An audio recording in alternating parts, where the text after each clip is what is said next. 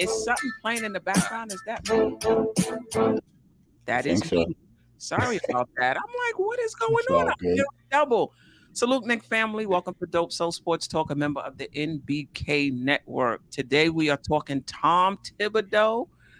What can we expect next season? Will there be any changes? And this is with or without Donovan Mitchell. So we'll go over a little bit about whatever concerns we had about Thibbs last season, and we'll talk about what we want to see offensively, defensively, in terms of rotation and minutes. This is the most balanced roster we've had.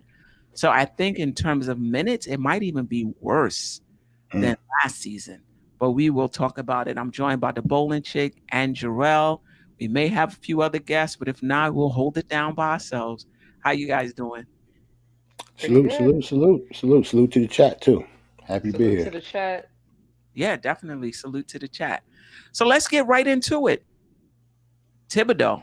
Let's start with last season. And what you liked, what you didn't like last season before we get into what we think we can expect next season. Go. You want to go ahead? Me. Yeah. You Yeah. go. You first. You go first. All right.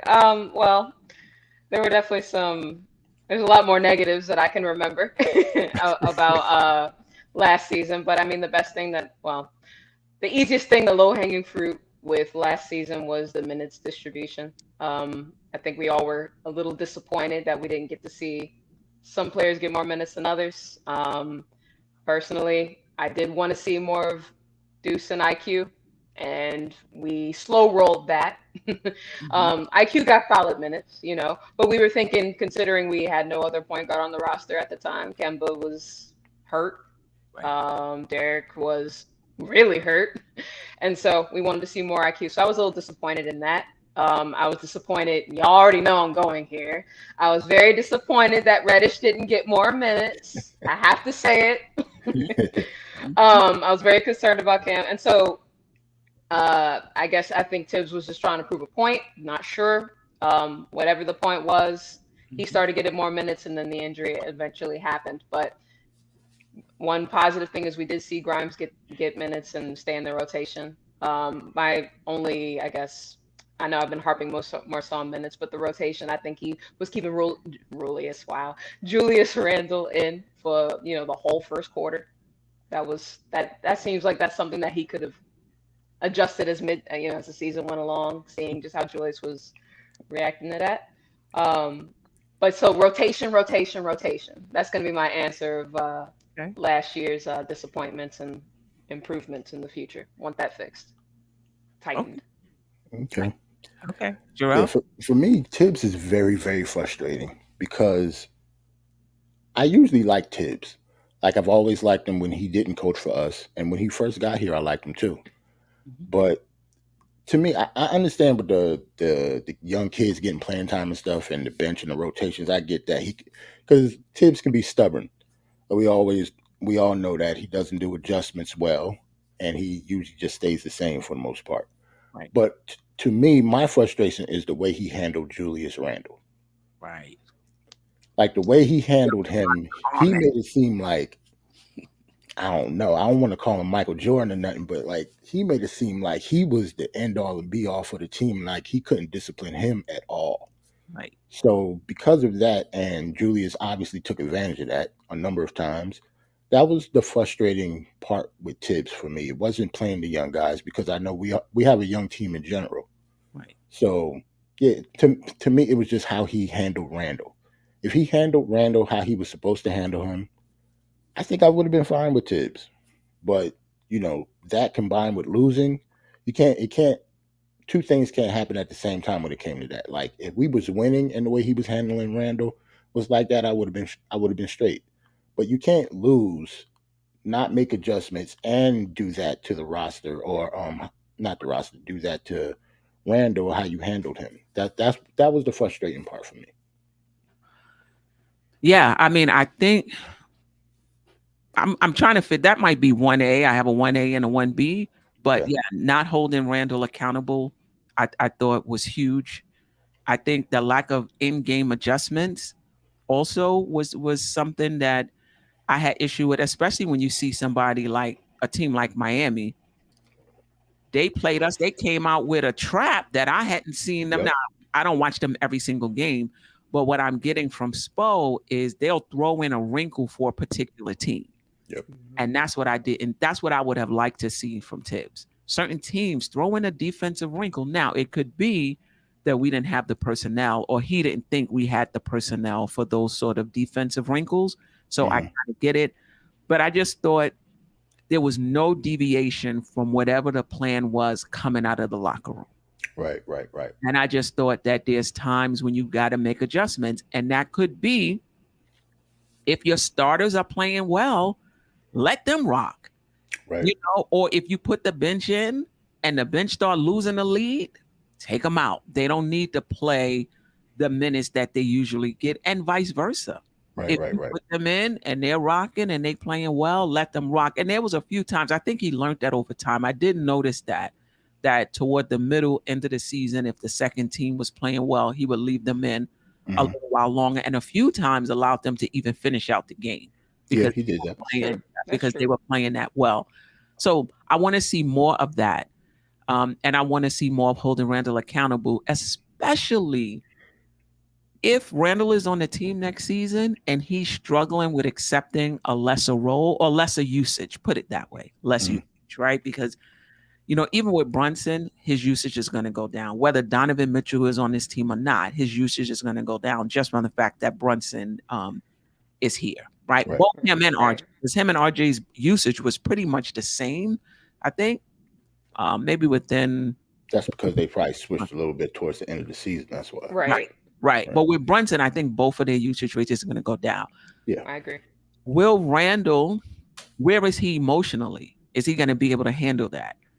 And if he starts imploding, is Thibbs and the organization, I think we put a lot of this accountability on Thibbs, but I think the organization also could have stepped in, and maybe they did with Randall. Yeah, true. Is Thibbs going to hold him accountable if he begins to implode over his role? Will the organization hold him accountable?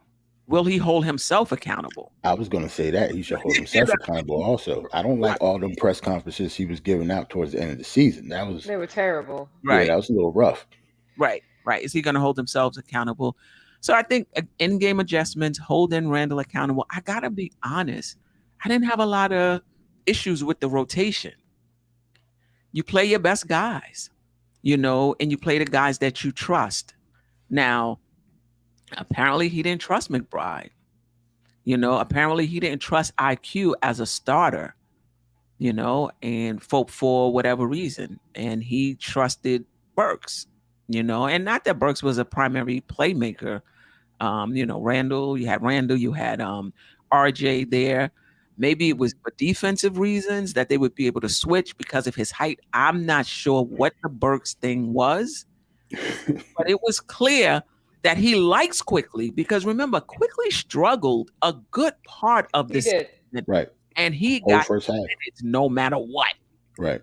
He got his minutes no matter what. But putting him in the starting lineup, it was like, nah, I can't do it. Now, I don't know if it's because of his shot selection. I don't know if that was because of his decision making. I have no clue why when we got down Rose, we got down Kemba. Right. IQ should have got more. He should have started more games. Yeah. That's a huge gripe for me with Thibbs, but we already know how that went. And I think he stuck with IQ even though he was faltering in the first half of the season, because he wanted to make sure that McBride didn't get any minutes. He saw McBride play those couple of games. He had that one good game, and then not so good. Exactly. He was like, "Oh no, I've seen enough." Yeah. No, we're good on that. So he was like, "What are my options here?" So I think that was the only reason he stuck with him. But that's just my opinion. Right.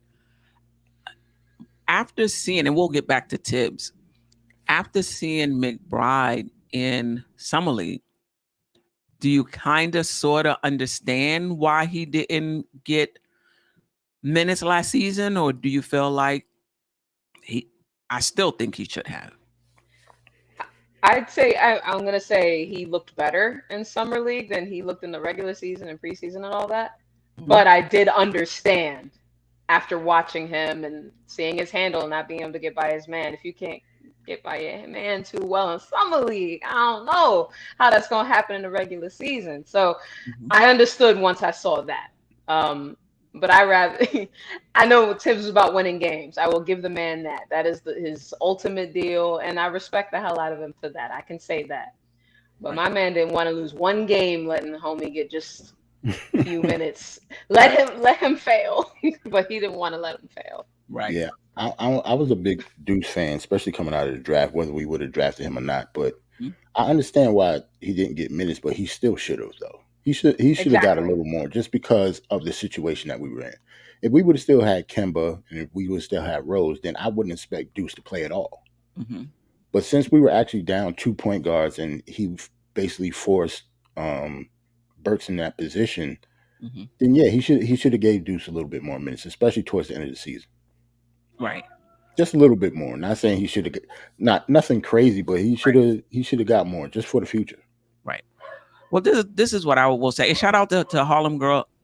This is what I will say about her statement. Your starters are going to get major minutes no matter what. That's on any team.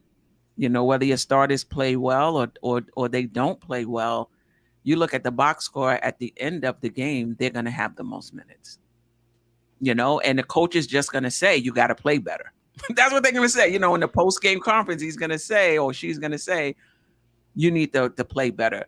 I don't think you're going to find any coach that's, sometimes, I mean, if it's real bad in the third quarter, a coach will just want to make a point and pull the entire starting lineup and Yeah. that's it.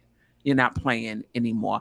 But other than that, your starters are going to play the major minutes, whether they're playing well or not, because the coach believes they give him or her the best chance of winning. Now, what I would have liked to see, games in which Randall wasn't playing well, that's the time to up Obi's minutes. There Right, you right, go. right. Times when the starting lineup came into the third quarter, especially after 4 or 5 games in a row, because I'm sure they talked about the issues they had in the third quarter coming out. And I'm sure Right. they went over different things that they needed to do. After the 4th, 5th game, I'm not seeing that. Then you get a quicker hook. So Right. I may take my starters out. I don't know, starting with 4 minutes left in the third quarter. Nah, maybe 6, 7, 8 minutes left. Right. Start because it's the same thing over and over again. The last thing I'll say, and then I'll turn it over to you guys, is the second team is a second team for a reason. Mhm. And it's not always that if you give them a longer leash and you give them more time that you're going to get more results. That's not always the case. True. So, but I still see there were times when I would have done that. I would have, especially when they were on a roll and playing well, Yeah, that of I would give course. them more time. At one point in the beginning of the season, well, not beginning of the season, like a huge stretch of the season towards the beginning of the Hmm. of the year, I think wasn't our starting five like statistically one of the worst starting fives in the league? Yes. And Tibbs used to hang them out to dry. Used to let them play the whole first quarter. Hmm. That's what I was getting So at. that's what I'm like. Exactly. Yeah, like when it comes to Tibbs, like adjustments is his major downfall. And it's always been like that. Not just with the Knicks. When he was with the Timberwolves, it was like that too, in Chicago. Hmm. Hmm. Anything offensively or defensively you didn't like, or you had concerns with last season? I guess like from a defensive standpoint, I didn't know if this was effort or scheme though. So before I go into it, I mean, we Okay. just saw a lot of, wide open threes. And from what I recall hearing from Tibbs, that was the scheme, that they want to make sure they pack in the paint and that 3-point shots are a less, are a more difficult shot. So they're more likely to miss it than make it, even if it's a three in the corner that every team, that any 3-and-D player seems to make, and they would make them against us. Hmm. So that bothered me. And just to the point where it was happening every single game. And when we were, especially in those like third quarter collapses that we were having in February, if I recall correctly, um, those comebacks were always starting from the 3-point line. They would just start making them all of a sudden. Right. And it was from that would be my qualms with them. Offensively, I mean, I can say what everybody else has definitely said. I mean, I echo them in the aspect of our offense isn't creative. Right. I don't see us do really well out of timeouts. With some teams, like, again, it's really easy to take Miami, but Miami's just so well coached. But Miami and Golden State as well, when they come out of a timeout, if you're watching them play, I'm almost excited. Like, what are they going to do? And it's always an easy basket. Right. Someone's moving off the ball and they catch a lob or just a wide open three that it's led to by, and it was just something creative, and with the Knicks, when we came out of timeouts, I was like, right. Are we going to score here? Are we going to see something different? It's going to Julius. Okay. And I don't hate Julius at all. I was just, out of a timeout, you would want something a little bit more, I don't know, something different, something better than that. Right. I mean, I think some of it, and I'm not defending Thibbs. I'm on record that I'm okay with him returning as the coach. I really don't see him, finishing out his contract. I know, and I noticed that in the first year in the Atlanta series. The team didn't play well, but I didn't think the adjustments was there. Right.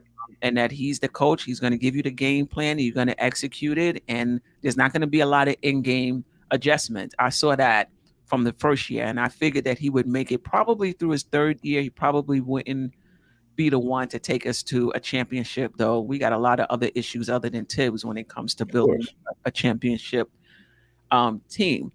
But what I will say is you have to have the personnel to get things done. Like people talk, point to Golden State. Golden State has the personnel, that they're going to be able to do certain things out of a timeout that the Knicks are just not going to be able to do. The Knicks wing shooters shot between 39 and 41% from the field. Like that's just not gonna cut it. Right. As a team, our percentage was a little higher because Mitchell Robinson shot like 99% from the field. Shot like 89%. Right. And that's what brought it up. So it remains to be seen now, bringing in Jalen Brunson. For those of us who think some of it was personnel, the personnel is going to get a little better with Jalen Brunson. I still have concerns that projected starting lineup is still a little clunky, doesn't fit optimally, in my opinion, doesn't have enough shooting, in my opinion, unless RJ takes his shooting up a notch. Randall, if he's here, takes his shooting up a notch. Then now we're talking an entirely different story. I'm going off the shooting from last season. It's going to be too many people operate below the 3-point line. Randall, RJ operate best, I should say. Randall, RJ, Mitch.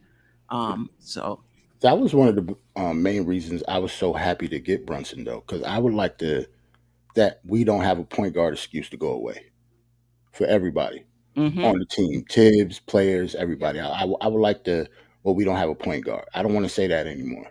Right. And our offense last year was that offense really pissed me off last year. It was nuts, man. We was out there looking like the Hoosiers at one point. Like we was just look slow and methodic, and it wasn't good. So no easy baskets, none at all. Like it was nothing. Like the ball didn't move. The ball didn't move even when Julius wasn't on the floor. Sometimes it wasn't just because of Julius Randle. It's the offense in general. Right. But I will say, I wonder what happened from the first 10 games of the season when the ball was moving to the rest of the season. Like, what happened? To me, the only thing, even though he didn't play all that well and we crap on him a lot, that's when Kemba kind of went up. When everything changed for some reason. Like after that 10 games, after Kemba sat, or he sat Kemba, that's when everything started to change to me. Offensively, yes. Yeah. But part of it, though, don't you think it was how this team was built? So you keep Kimber in, your offense runs a little smoother, but your Hmm. defense is crap. Right. You know? Right. And so then you put in Burks or whoever you want to put in for the defense, and now the offense is Right. not. I'm not sure that's the reason, but there's some trade offs because we don't have Right. two-way players. Right. You know, Especially Yeah. starting. out of them. Right. And that Like, line. right. At this point, Kimber should come off the bench regardless of who he plays for. He's not a starter Oh, anymore. wholeheartedly. Right. Absolutely. Right. He's not. Even with that beautiful triple double he had. Right. It was Right. awesome. I mean, we're Yeah, that all was pretty. excited, Definitely you pretty. know, but the defense in that game from the homie Right. Yeah. wasn't there. Someone wants to know, shout out to Khalik Thompson. I hope I got that right. So is Brunson a two? I guess he meant a two-way player. Two-way. I think he's better than Kimber. Right. He might be a 1.5.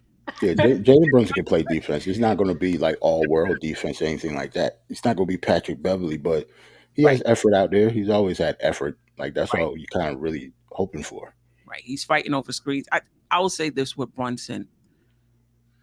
Where his defense isn't good is where he can't do anything about it. Right. They're shooting over the top. What are you gonna Exactly. do? I'm 6'1". It's not that I'm gonna be able to do it. And Right. I don't believe he has a really long wingspan either. No, he Mm-mm. doesn't. Does it? Right. So it's not gonna be because of lack of effort. It's not gonna be because he's not fighting over screens or dying on screens. Some people, you hit them with a screen and that's it. Like they're not even trying to get back into play. I don't think that's going to It's be the issue. 6'4" is his wingspan. Right. So imagine that. Compared to Like Donovan Mitchell, who's is 6'10". 6'10". Right. They're So both the same height. So Right. Right. Shout out to Pete P. Easy to defend a team that has only 3 scoring threats on the floor at a time. Yeah. that's true. that's the Mitch conversation that we always have, though. Right. And that's why when I think about last season, I put a little bit of blame, if you will, in different places. Part of it was definitely Thibbs. I'm not gonna argue with that, but some of it was just the roster. In Yeah, my true. opinion, some of it was just the roster, and I come from a coaching background. I should say that.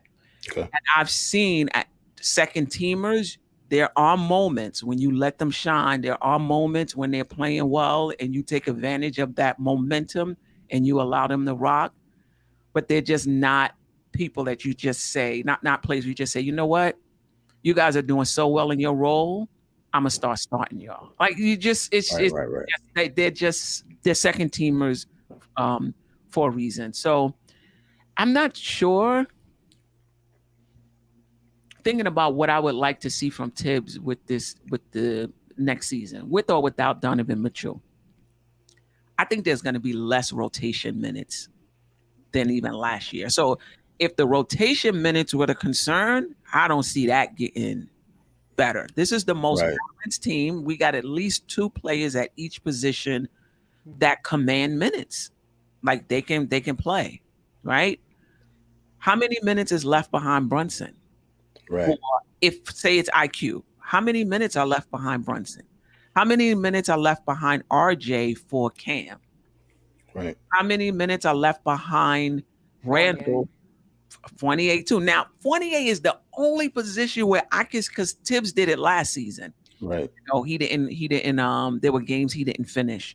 There was games where he for long stretches of time. So I think behind 28, Grimes He's gonna get more minutes. might have a chance to get more minutes.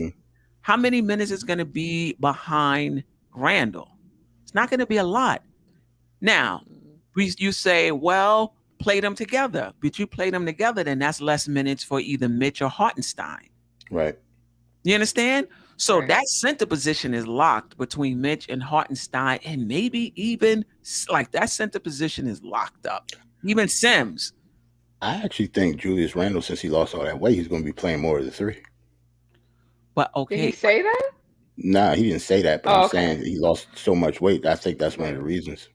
but if he plays the 3, so you saying to start like you're No, gonna no, no, no, not start. Play more of it. Like say if him and That's Obi, worse for Cam now. yeah, exactly. But I'm saying just Worse. if Yeah. him and Obi be on the floor at the same time, Right. one of them not playing the 5, I think Julius Randle could slide over to the 3 for a few minutes a game. Right. That's all. I think he could. Yeah. depending on- He probably could.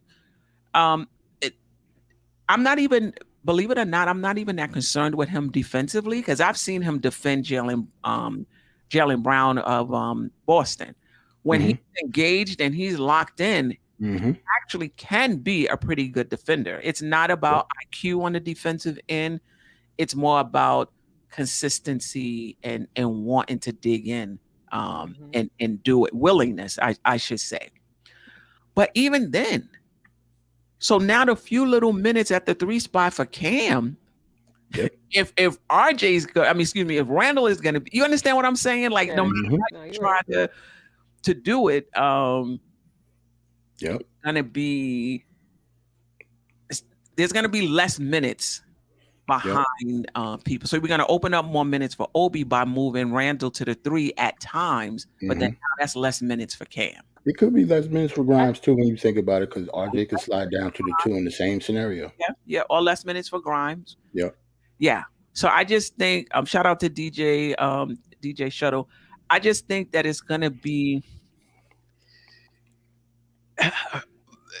the minutes are gonna be harder to come by this week. So for those of us who wanted extra minutes for guys, what's the path forward? Like what's the path forward for IQ to get more minutes playing behind Brunson? You're like, oh, well, play them together. And you can. That's less minutes for Grimes. Like somebody Right. down. It's really a catch-22, honestly, which is why I'm so sure, and I know we're not probably supposed to talk about this, but that's why I'm so sure the Donovan Mitchell trade happens. Because I feel like they know this. We have a glut at every position. Like we have to, and I'm, not necessarily Donovan, but Donovan. I don't know who else we're making that trade for. I mean, even prior to Donovan coming into the fold, weren't we even discussing that hey, the Knicks have a lot of similar players. We want to open up some minutes for Cam this year. We want to open up some more minutes for Grimes. Right. So I'm positive we make some sort of trade, Donovan or not, because it is a problem. If we want to showcase the youth or play the youth. Right. But this is the thing.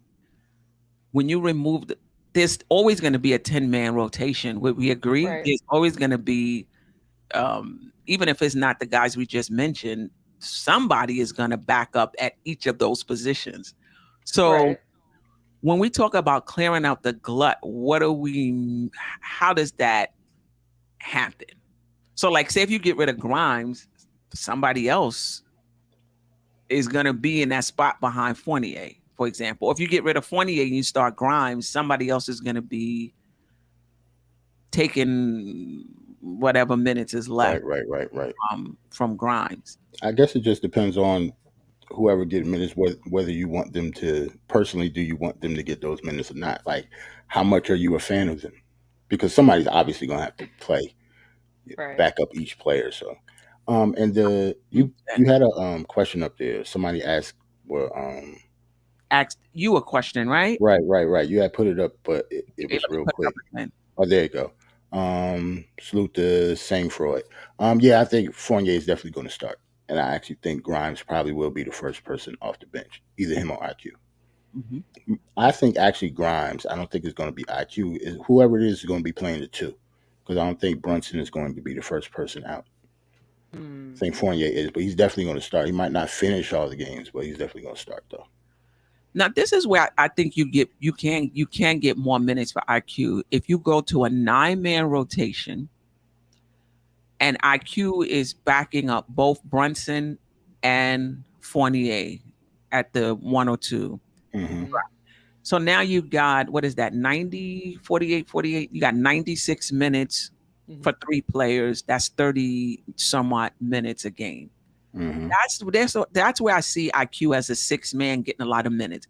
But if he's purely backing up Brunson is going to play. Right, he has to play. Let's say Brunson plays 32, and I'm being conservative on 32.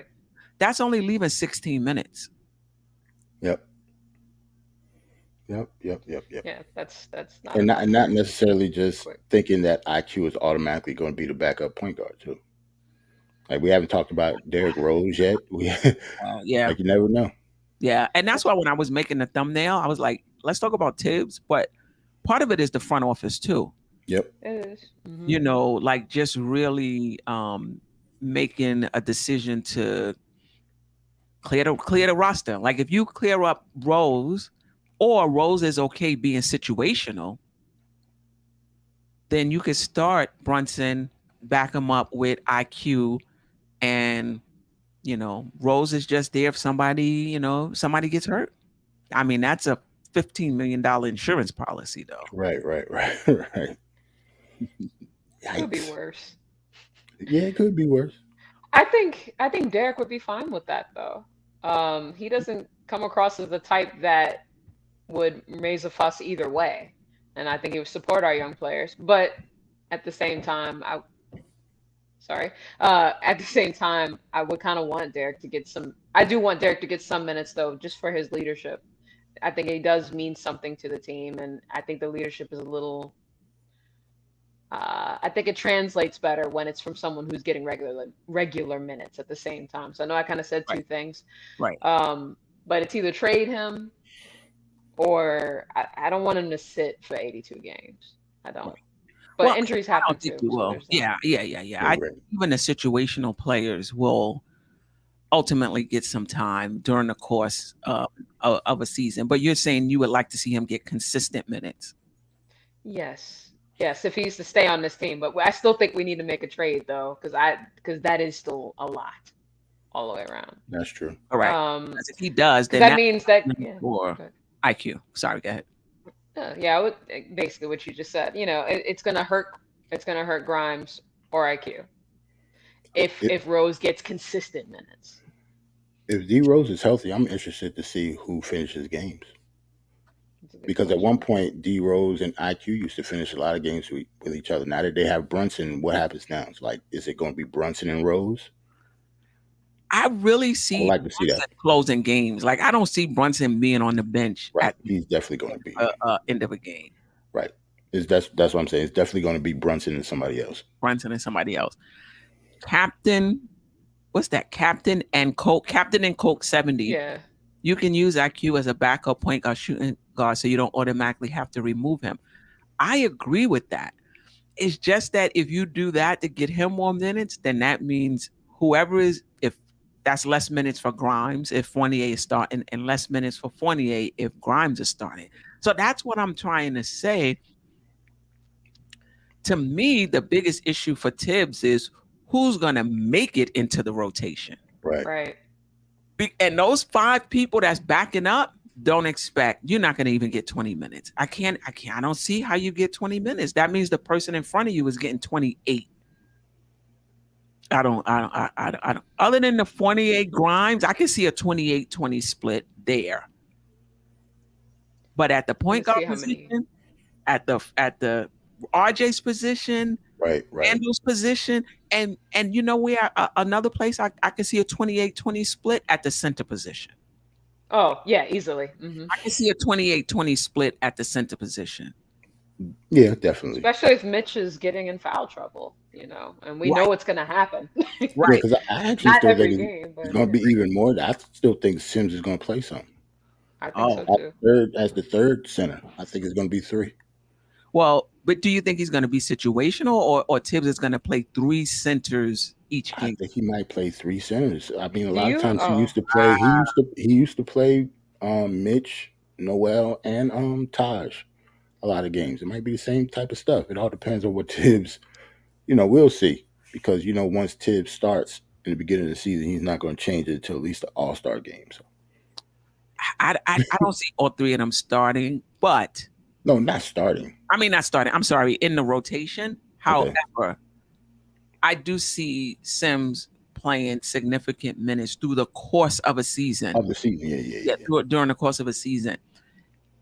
So I can see a 28-20 split with Hartenstein getting 20 because of his free throw shooting. He might even close games. I think he is. About that?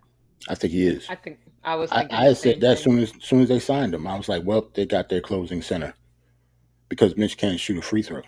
So Right. Right.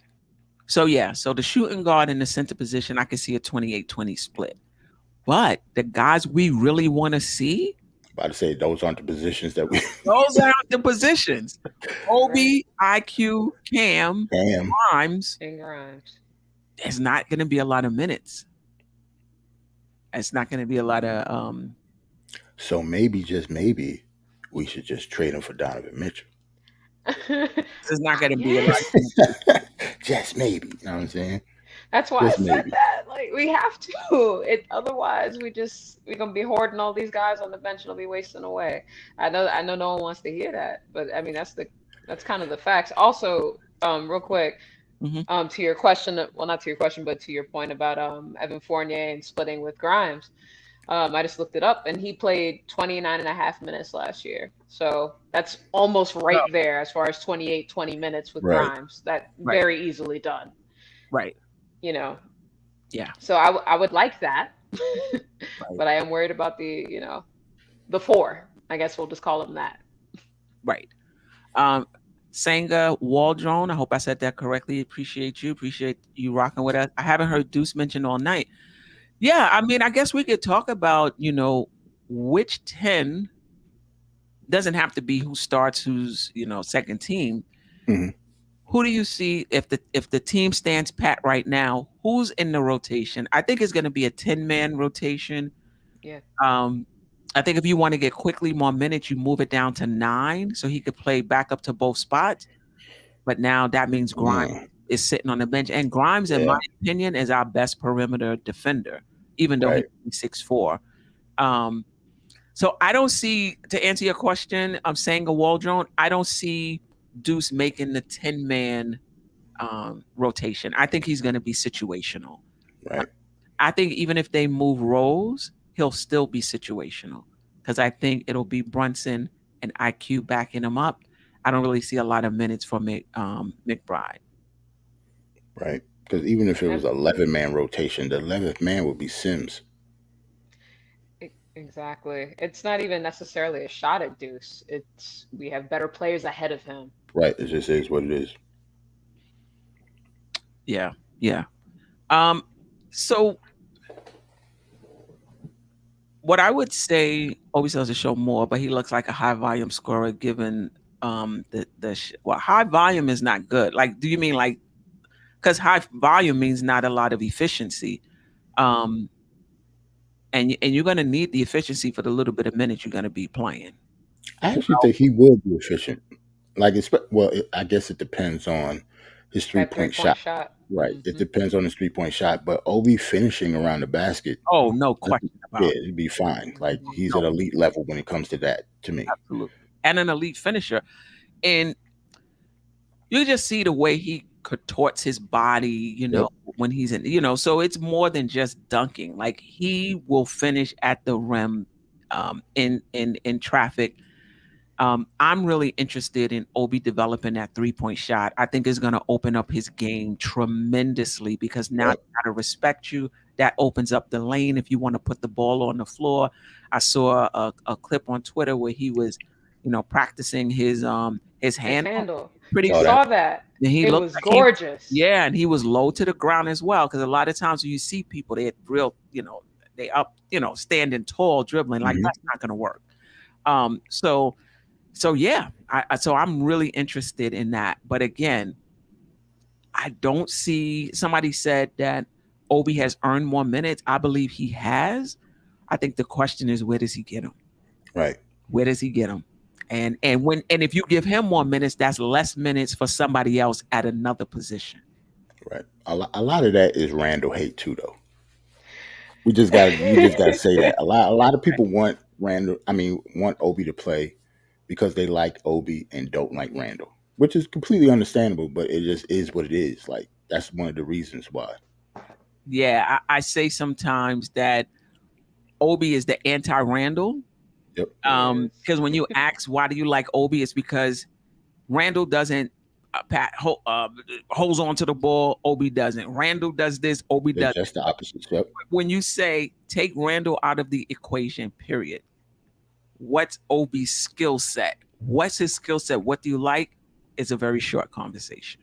Right. When you're just focusing on him. And that's because he needs some more things that he needs to work on. But that's fine for anybody who's been in the league 1, 2, 3 years, right? So Mhm. it's going to be interesting to see how he comes back.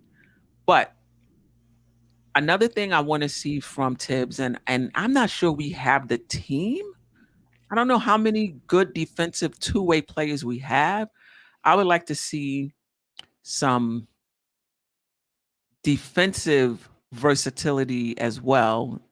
Versatility in our defensive schemes when you come across somebody like Dame. Now, I do remember in Portland, somewhere near, I think it was the second half, fourth quarter maybe, where we were trapping him. And listen, when you trap, you open yourself up for other things, but they have to take advantage of it. But it worked.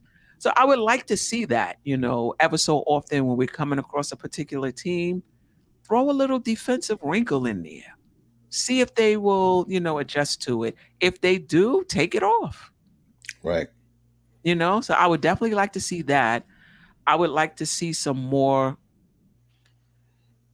offensive, I mean, I get where Thibbs is coming from, and I've said this before. His whole thing is the defense will tell you what to do. But you gotta have That them is what he type of says. players. You gotta have them type of players because he's right. They double team you. You should know. You should know what to do.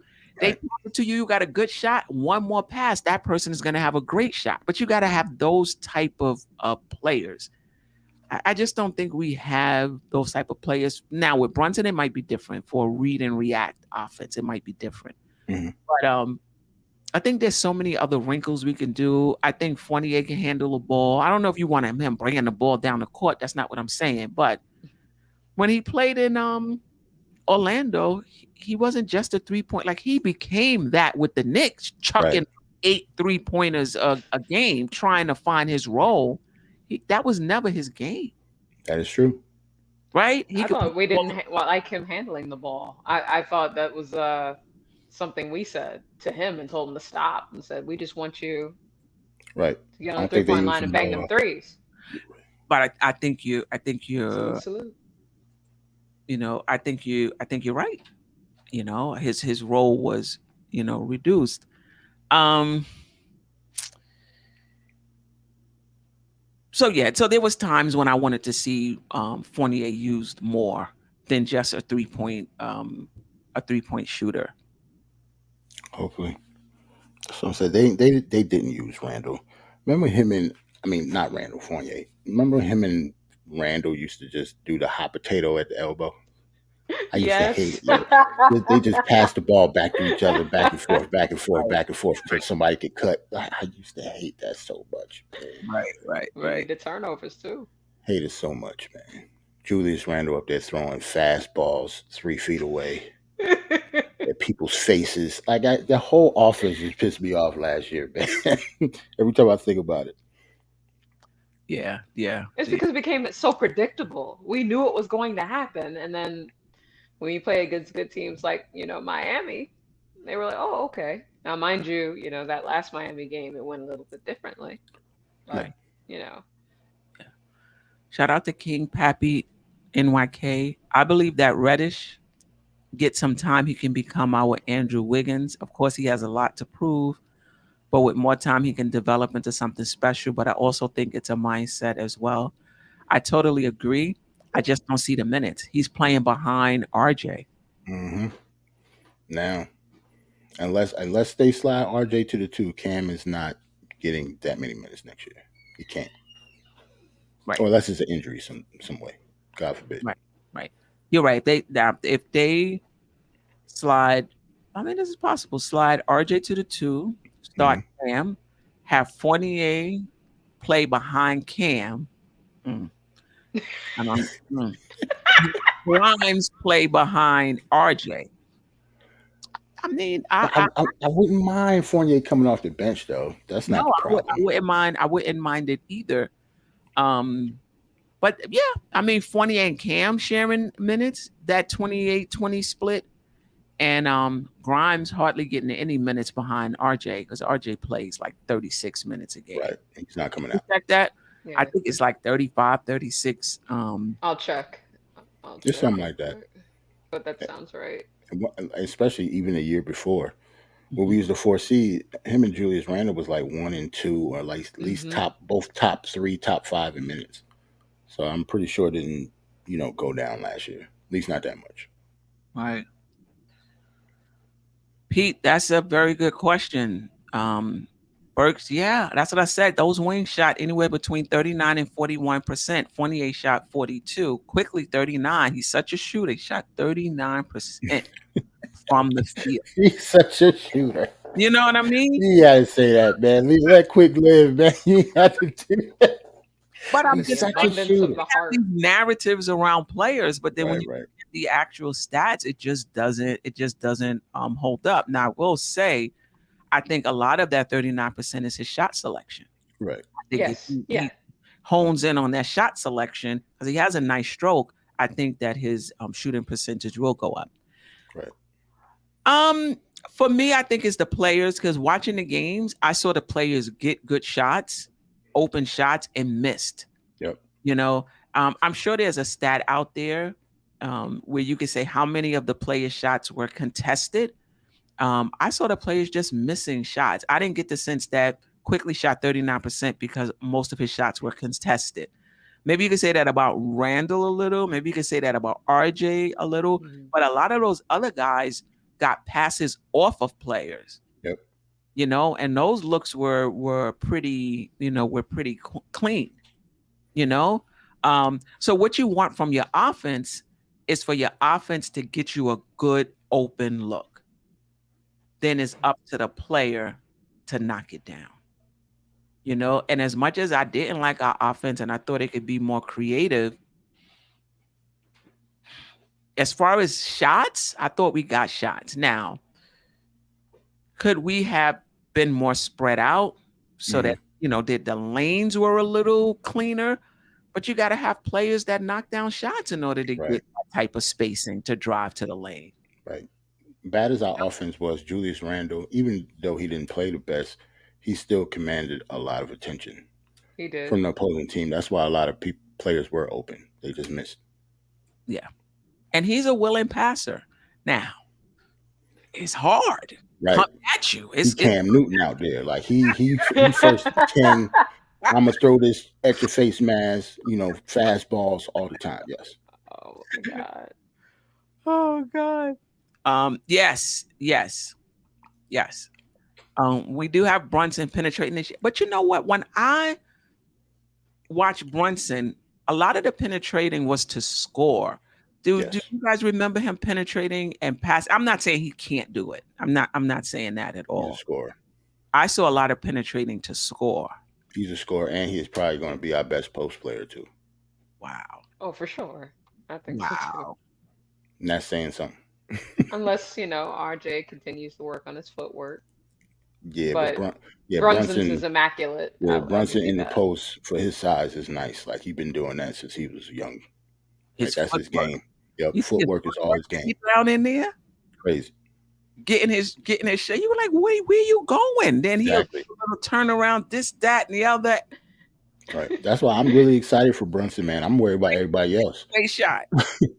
Like everybody keep talking about Brunson coming in and like the question marks. I'm questioning everybody else. I'm not questioning Brunson. I know what he brings. Right. The Knicks have plenty of question marks, so I understand that. RJ played 35 minutes per game 35. Right. last That season sounds right. and the season before that. Right. The So other one that's was 13 minutes. 34.9. Right. Whoever's playing behind him, that's 13 minutes. right. I'm shocked. It felt like it was a lot larger number. I thought it was like going to be 38 or 39 minutes a game. The way it felt. Right. Well, there goes Cam. Like there goes Cam contract. We either gonna have to. We got to trade. We gonna have to trade Cam. Obviously, we're not gonna pay him. Well, that other trade is still looming out there. Yeah, So, that's true. That is true. Because this is and they the don't want Cam, right? right. Supposedly. Right. We'll see. who so I think whoever's and this I mean Obi and IQ is set to get paid. They're gonna be in the same position RJ and Next year. Cam is this year, the Right. following year. Yep. And so I'm not sure what contract they're going to command, but you got to ask yourself if they're playing limited minutes behind Brunson and Randall, if you decide to keep Randall, how much are you going to pay them when their contract comes up? Exactly. And everybody, think our young guys are very good and we like them. You know how people say we overvalue our players. Right. If we think they're good, we should not be able to afford them. If they're good, we're not going to be able to afford them. So it's like a gift and a curse. Like I know you guys like them or love them or whatever, but you're still going to have to pay them. Like they're getting paid like kids now. They're not going to get paid like kids in a couple years. No. Yeah. I can't imagine what we would pay Obi or Quick if they play a similar role to what they just paid last year. I mean, they shouldn't. At that point, I wouldn't say they would deserve $15 million a year. Right. But that's what they're going to be seeking probably at the minimum, especially course. with the cap going up and everything. Right. So that's a very tough decision. I Like don't envy Leon. I don't envy them. You got to think about them. They're the ones who got to try to get paid and get minutes at the same time in order to get paid. So, yeah. So it's just going to be. what do you think Cam going through right now?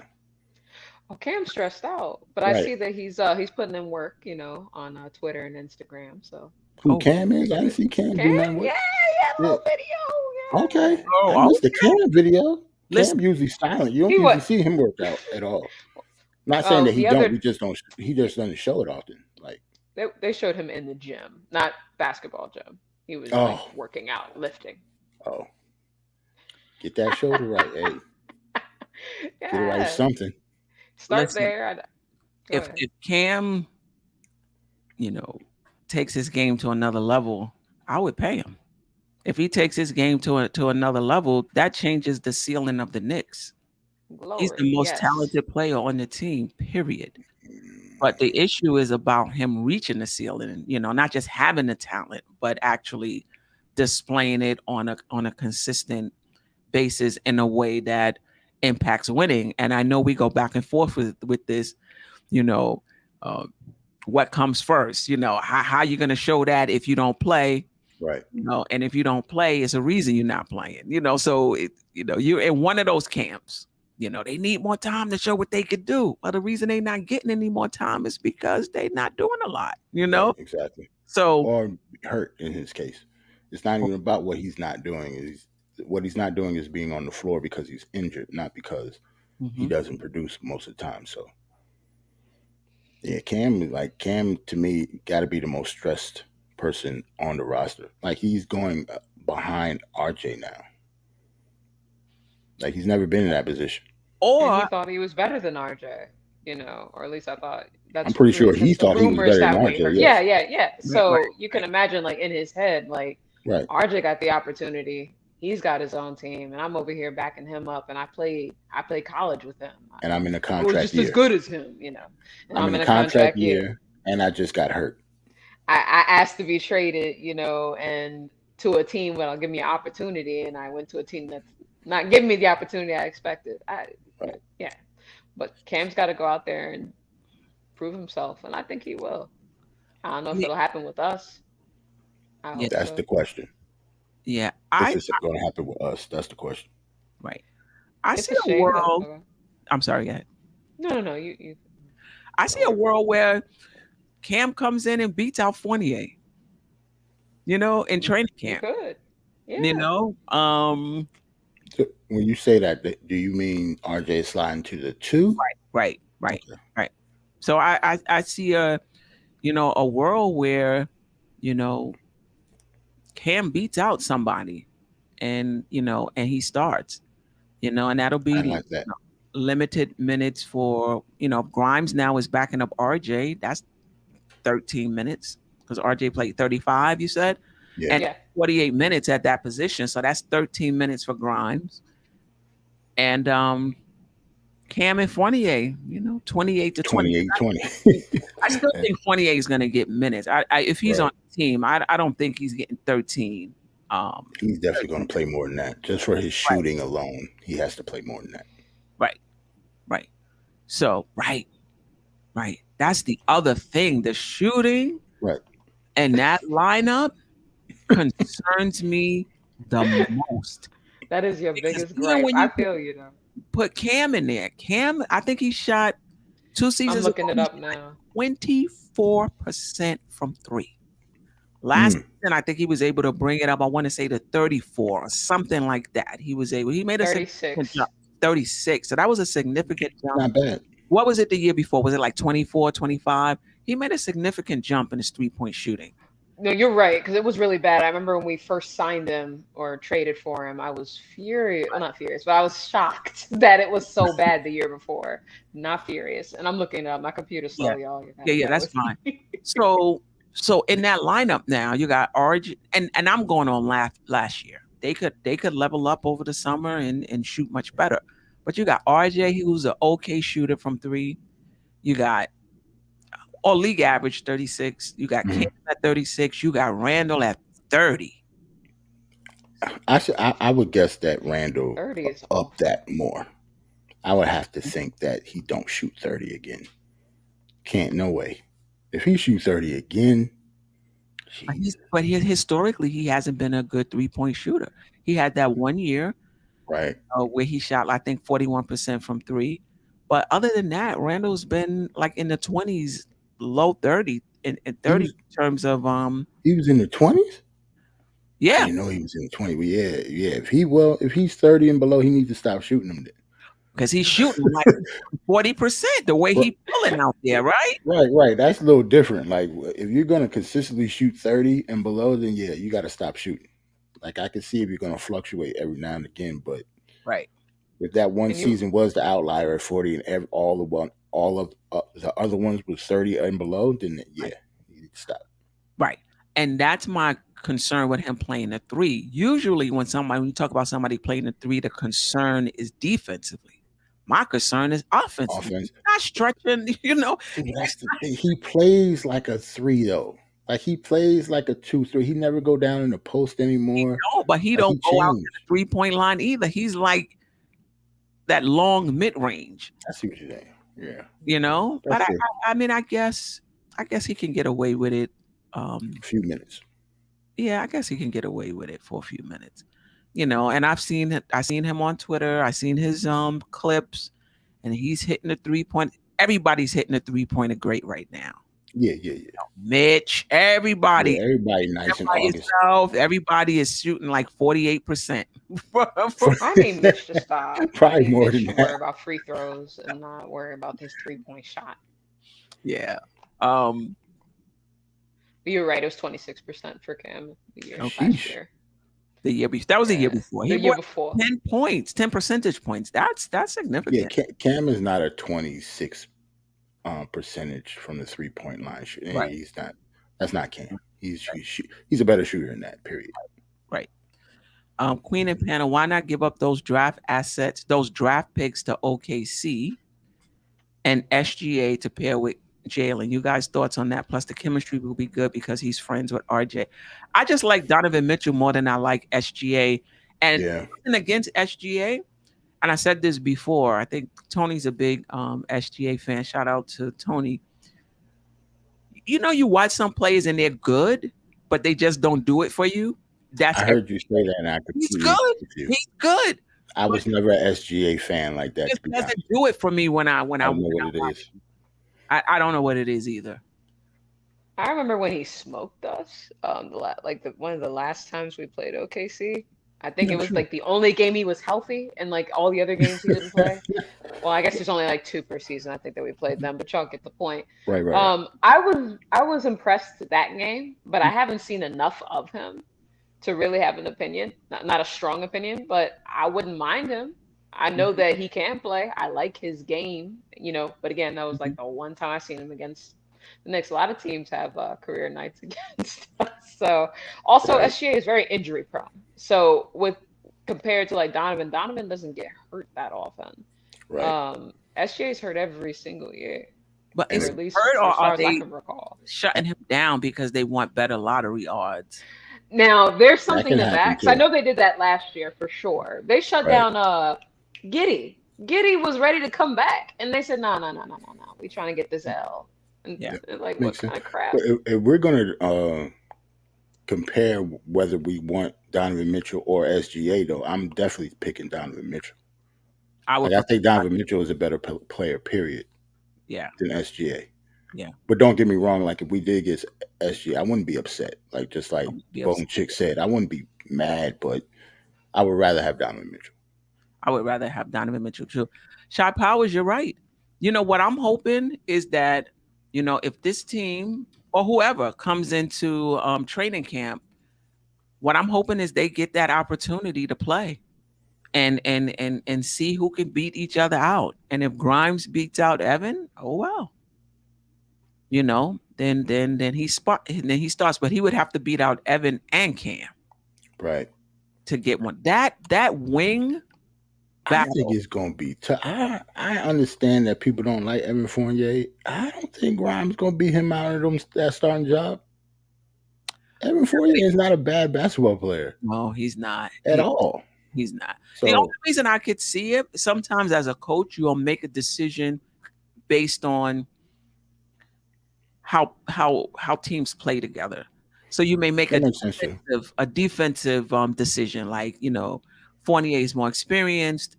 He's a better shooter at this point. He would probably beat out Grimes. However, in this particular lineup, some perimeter defense. Yeah, that makes sense. Go with Grimes. I can see that happening. Yeah. Yeah, that makes sense. I would hope that Thibbs would make that decision. And just to my point earlier, as far as like games played, he played 56 games this past year and 35 the year before. Yeah, so that's why I remember. Yeah. So people don't want Malcolm Brogdon though. Yeah, he played the same amount of games, man. Like, we don't want hurt players here either, regardless if they can score. Right. Yeah. Keith Turner, appreciate you rocking with us. I said the same thing. I don't see Grimes beating out Fournier, not even a little bit. Yeah, I don't see it either, to be honest. Sure. I really don't. Like, I'd be shocked, to be honest, if that happened. Right. I wouldn't be upset because I like Grimes, but I'd be shocked if he beats out Evan Fournier for a starting gig. Not this year. Right. I'm gonna have my fingers crossed for the Reddish deal. For Reddish to let my boy start. Yeah, that's a little different. That's a different story. If Reddish beats out Fournier, I see that more than Grimes starting the 2. I see Cam starting the 3 and they sliding RJ down. More than Grimes being in the starting lineup. Right. At least hopefully for Cam's sake. Right. Yes. I'm gonna pray over him again. You know, when we get closer to training camp. So you pray over that man's bones, man. Yes, he's over fragile. his bones. Prayer changes things, y'all. Blessings. I mean, you'll see. I didn't pray for him last year, so it was my fault. See, that's what it was. It's your fault.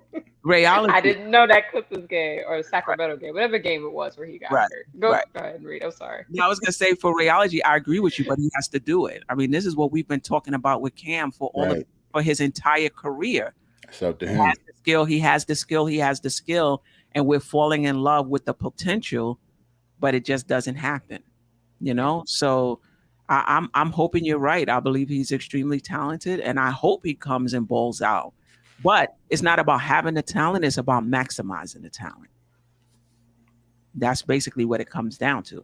Right. Now, if you that talented and you can't come into training camp and beat out a Fournier, and I don't want to hear, oh, he's the teacher's pet, he's the coach's pet.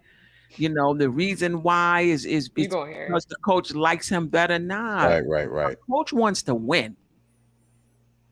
If you see somebody come into camp burning it up, especially Thibbs, you're not going to be like, yeah, but I like Fournier better. That's my guy, so I'm going to start him. Nah. Right. No. You got to think about who Thibbs is. If he think Cam is, best for the team for them to win, not only would Cam start, Cam will play like 38 minutes. Like he won't sit Cam down if he thought it will help him win games. Like Tibbs is a nutcase. Like Yeah, he's going to play the people that he's going to play. We learned that. We yeah, learned that last year by Burks being the point guard for half the season. right. Ooh. And that's why I disagree, Harlem Girl. Appreciate you chilling with us. I appreciate that. I don't think he's gonna stick with Fournier and Grimes, or no matter how Reddish or Grimes look. I disagree. It would be a disservice for him if he did do that. Right. Now, one thing I will say. Go ahead. Oh, I was just gonna say, I think the players would, I won't say revolt, but they would speak out about it. If like he's smoking them in camp in the preseason and we can all see that, I doubt that too. I don't know if no players say nothing though. What can a It player wouldn't say anything. say? Mm. Nah. What you gonna say to Tibbs? Well, me, I'm Right, different. right. I wouldn't. I'm saying, like, No. what would you go say to Tibbs? Hey, yo, Tibbs. I think nah. I don't think it worked that way. But I will say this though: if At least Tibbs, not Tibbs. if Tibbs trusts you, if there's any type of tie, the person he trusts is Yeah, gonna get it, yeah. right? I see that. So if he trusts Fournier and you want to come from his spot, you can't just beat him like this. You got to beat him like that. Right. Leave no mistake in anybody's mind. You know who the best player is, and that's one thing about Tibbs. I don't know if you think it's a positive or a negative, and that is if he trusts you, you get a longer leash. Mm-hmm. If he doesn't trust you, you got to work that much harder to earn his trust. And then once you cross over that line and he earns your trust, you want something else now. Cam needs to. I'm sorry, I was gonna say Cam needs to actually camp out at Tibbs' crib I actually and think never Obi come and out. IQ, that's how Obi and IQ are. They're just on different sides of it, I think. Mhm. I think he trusts IQ to a fault. That's why he gave him so many chances. I don't think he trusts Obi at all. Yeah. I mean, IQ got it from the jump. From when the he did not deserve it, to be honest. He didn't No, do he did anything not. to get those minutes. People just wanted to see him play because that was our draft pick, but he didn't earn that like that. Right. Right. It's true. He played over Ntilikina and he didn't start Dennis over Smith. and thank you, Dennis Smith. I could not think of Dennis that Smith cat's Jr. name. Yep. Yep. Yeah. Yeah. Paris Duggan said, I'm sorry. Who do y'all think has the most pressure on them coming into camp? I say Fournier, and RJ has no pressure I coming don't think Fournier has pressure either. Like Yeah, Fournier RJ is a would vet have and he's to signed, so Thibbs across the face in order to have yeah, camp. I think at this point RJ is the face of the franchise, I think. And Tibbs trust him. Right. Tibbs trust him. So I don't think there's any pressure. I think there's a lot of pressure on Randall if he's here. Yeah, true. I think there's pressure on Cam. This is a contract year from him. He's not even talking about making his team. You're talking about being able to stay in the league and being able to support your family. You know what I mean? Right. So I think there's pressure on Cam. I think there's Obi. I think pressure on Obi too. I think there's pressure on Obi. You got to think his contract season is coming up too, and he has Randall in front of him. True. That's true. So yeah, that's pressure to me. Like the same thing. He got a family too. Okay, Paris Doug is bringing up another point. Randall got paid. That is true. So is there pressure on him as far as his contract is concerned for him to perform well? Nah, but we talking about like not relationship, but your reputation in the league, right? Legacy, legacy and the New stuff York like crowd. that, right? I mean, I think even he knows. Well, not even he knows. Obviously, he knows that he left us New York fans with the sour taste in our mouths. Right. I mean, it's a bit adversarial between us and him, and I think he knows he had to get his crap together. Hence, why he lost the weight and is doing all that stuff to. Right. Sorry about that. To get in better shape. and put out a better product on the floor. He was terrible last year, and I think he would tell you that himself. So I think maybe it's internal with external based on the New York fans' pressures that we're putting on him via social media and all that stuff. But I mean, I would rank it Thibbs, Randall, Cam, and then Obi, I guess, at that point. Right. But I think Thibbs has a lot of pressure because it is year 3. Right. So And I get what Paris is saying when in terms of RJ's contract because it's coming up and he wants the max. But at least he's getting the minutes to try to get that max. Cam obviously Cam is not getting the max regardless of where he signed, but you don't think he want the max too? And he's not given the opportunity to get the minutes. He would have to be like an NBA Jam player. Remember NBA? Right, that's what I'm saying. Like he got to be on fire, dunking from the foul line.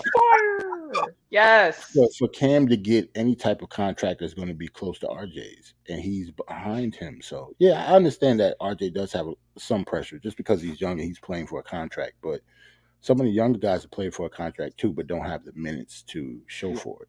That's the comment I was laughing at. Right. He did. He got a 2-year deal. He sure did. I was looking for him when we were talking about who could we still sign if we get Donovan Mitchell to fortify our bench. I was very sad Knox got a deal already. Right. Could have brought him home. And what do you feel about well, let me just say this. There's a difference for Cam between a Knox contract, which is 2 years, I think $6 million. Right. Cam don't want that. He wants to have. No. You think Cam want that? Nah. Right. Nah. Cam wants at least $15 million a year. Oh, I would imagine that's what I'm saying. Yeah. You got to put in work. Has to put in some I'm work. not saying he earned it. I'll just say that's what I'm sure. At least his agent is going to push for that. Okay. You know. Senga or Sanger, I think it's Senga Waldron. Brunson must feel pressure. He used to have Luka. Do you think there's pressure on Brunson? I think no. Just because of the relationships he has in the building. And like to me, he probably feels like he's home now. I understand that type of pressure. If you're talking about that type of pressure, he's playing, in front of his home crowd now, technically. Mm-hmm. I can see that type of pressure, but for like the team, I think he doesn't think he's going anywhere, or I think his spot is solidified. That's why I think that out of all the question marks, Brunson is the only one that's not a question mark for me. Like we know that he's going to be our starting point guard for all season unless he get injured or whatever. Everybody else is a question mark. Right. But this is where I see there could be some pressure. If the Knicks don't, so everybody's talking about we need a point guard. If we get a point guard, things are going to be different. We're going to unlock Randall. Mitch scoring average is going to go up. Brunson is going to do all of these things, and the Knicks are going to win. He's good for 5 extra wins already. What if the Knicks start losing? But because of him, though? No, but what I'm saying is that's how the fans can see it. The fans gonna have to see that the young players that needed the point guard need more than just a point guard. Then, right? I would hope. We get out to a 4-8 start. Oh, what's Brunson doing? We paid him all of that money, right? And we're for, and then I can see us now on the show, but it's not his fault. He's doing what he's not gonna care, right? Unlocking so unlocking this one. So Mitch gonna still need another point guard. Damn. I think that, but to kind of echo your point, Queen, I think that there's going to be some internal pressure from him. I think he's going to put pressure on himself to ball out. Okay. Just because, like you said, hometown kid, and he knows what it's like to play in New York. He just saw what Randall did last year, and how things went south quick. Within the first month of the season, he just the opposite of Randall, though. Right. He is. In terms of demeanor and how he acts, he's not like Randall at all to me. I think he's kind of born for pressure, this type of pressure. Yeah. Like playing in front of your hometown and your family and stuff. I think he actually gets off on that. I think that will up his game more. I think that's good pressure for him. Right. Reality, there's pressure on Brunson because the roster construction ain't like it was in Dallas, which allowed him to cook. Given the state of this roster, Brunson going to have to work even harder. in my opinion. I mean, that goes back to we talked about Thibbs and what offense is he going to put in? Is he going to put in an offense that's going to help Brunson get to the spots and play in a way that he likes to play? It remains to be seen. I think the ball will be in his hand I hope. more. So let's say I do have concerns about that he's not going to have the spacing that he had in Dallas. Right. I understand that. Yeah. And what I'll say about pressure on a player, I don't think the pressure is always financial. So, like, just because Randall got his contract doesn't mean he doesn't have any pressure. You think he wants to look like a laughingstock or a fool the way he's been looked at and talked about the season before? They're talking about trading him. People are fans don't want him on the team. I think he feels pressure to come and be better. You seen what he looked like in the offseason? Right. If there was no pressure, we wouldn't have saw that. Right. He looking like a tap dancer out there or something. Like he's doing ballet out there or something, Randall. Like you in shape, brother. Okay. I forgot what I was going to say now. Right. So how do you follow that?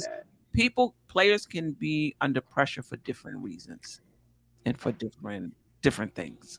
You could be under pressure.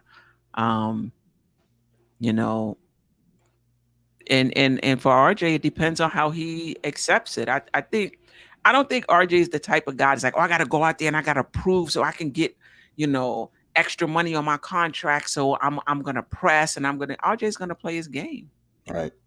I just think he's just cool and he's smooth like that. He's just going to come out. He's going to play his game and the chips are going to fall where they fall. I don't really see him pressing and pushing.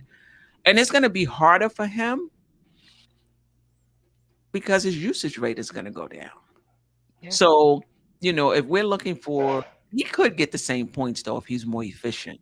He could still score 20 if he's more efficient.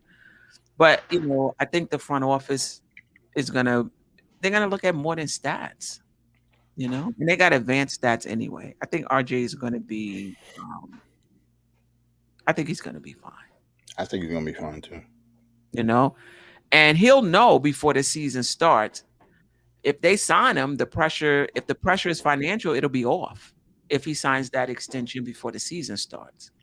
Or one would argue now that he got that contract, it's even more pressure because it depends on how much the contract is, I guess. Right. Say if he does get the max, then all of a sudden he's the highest paid player on the team and he is demanding. Mm-hmm. So this is why I think the front office has decisions to make. You give RJ a max near max, he's getting anywhere, say, from 28 to 36 million. You bring in Donovan, he's not the best player on the team. Right? And so you're paying $36 million to your second or third, best player on the team. What does that do to your cap and your ability to, sign other players? I mean, I think at that point, it just becomes more of a luxury tax situation because I think it's over the cap anyway. So, True. The option to improve the team is still going to be there regardless. But yeah. So I guess if that's the case, then I guess as fans, should we care if he get the max or not? Then, right? Because for most of us think that RJ doesn't deserve the max. But let's see what the bowling chick has to. Of course, she thinks he wants the max and even then some. Sign him. Sign my baby to a contract. Sign my baby. No, I told you. I'm consistent. I think that we need to wait. I know that that's what he would prefer, would be to get the contract now. But I still think we're trying to focus on Donovan. And if we're doing that, I think we bring him in. And then maybe if we get Donovan in before camp, then we can sign him immediately. I would prefer, or honestly, and again, coming from, RJ's #1 fan, top 5 fan, whatever, just a fan of RJ. I mean, He is behind you. I don't. He is. He has been, like we know. He is behind you. he, yes, he is here. That said, though, I wouldn't be angry if he had to wait until the regular season because we can match whatever he gets. I don't think he'll be that hurt if we don't sign into a max contract before the season starts. I just don't think he's like that. Now, whether his agent might try and put pressure on us is a whole nother bag. Right. I can't speak to that. Right. But I don't think he has to have a max right now. Right. I think if RJ goes to restricted free agency, that helps us.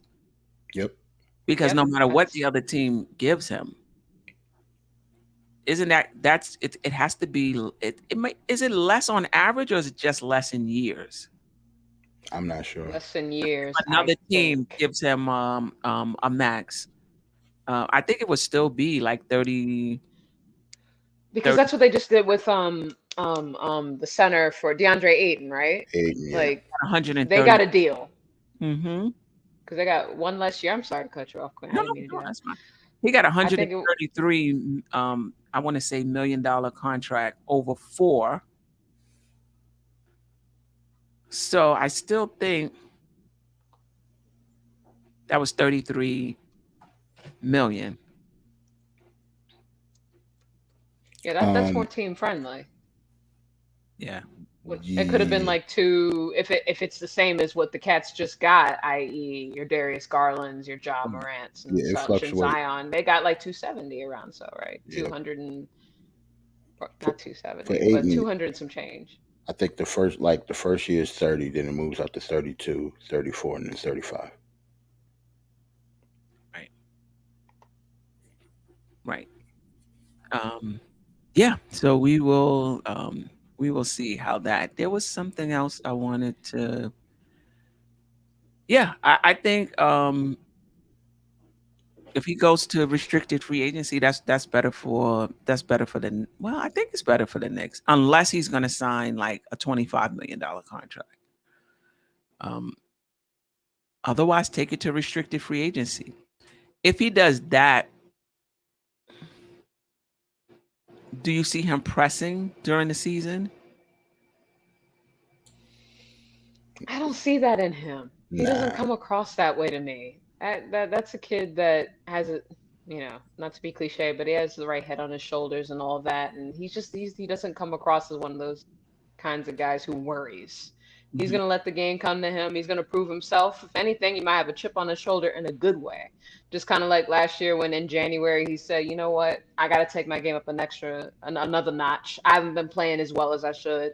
Let me ball out. And that's what he, basically did. So I think it would be along those lines. I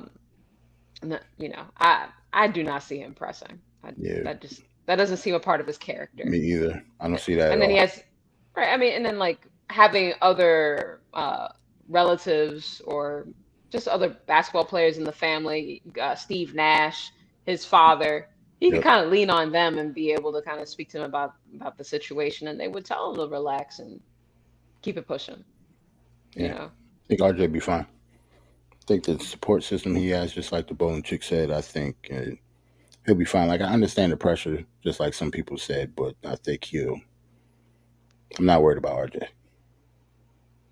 Right. Yeah, no, I'm not worried about him. Somebody says Grimes also has pressure. I don't. That's internal. That's inside him if he does, because he may want to start. Right. He might put pressure on himself, but that's it.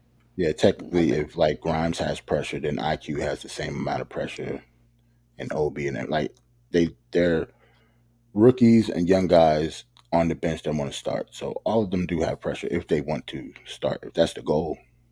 So I get that a little bit, but that's not the same type of pressure that we're talking about, though. Right. At least not to me. Right. I'm sorry I didn't have a more emphatic No. yes, give my baby the max immediately today. I'm not watching the Knicks for the rest of the season. I can't do that. That's not true. I mean, the Knicks are in a tough situation. They are. RJ's going to get over 100. Randall, if he's here, over 100. Brunson over 100. You bring Donovan over 100. That's $400 million in 4 players. You're paying a luxury tax And do you have a championship team? I mean, teams do play luxury tax, but it'd be interesting to see how much of a luxury tax the Knicks would be playing for that type of team. Right. I would say to that though, Dolan had no problem paying the luxury tax when we were absolute crap in the Yeah, was it that's the true. late what 2000 from like 2000 honestly like 2000 to I like was about to say, what 2010 time period is before that? Donnie Walsh came in. I Right, couldn't get it out right, before Donnie Walsh came right. in and started checking the books out like what kind of bill is this and went through all his taxes and said we got to fix this. But y'all get the point. We were paying crazy money and we were so bad. So I think Dolan would be thrilled. Maybe not thrilled to pay the luxury tax. Be like, oh, we in the playoffs now. Oh, Right, we may not be a championship team, but we're not that far from it. right, Leon, you got a superstar in here. Leon, Yep. you brought all these New Yorkers in that are so excited to watch Donovan Mitchell, the Spider. right. I'm just saying. I think he would sign up. This was a man that used to give us $3 million. Not us, sorry. Would be willing to pay.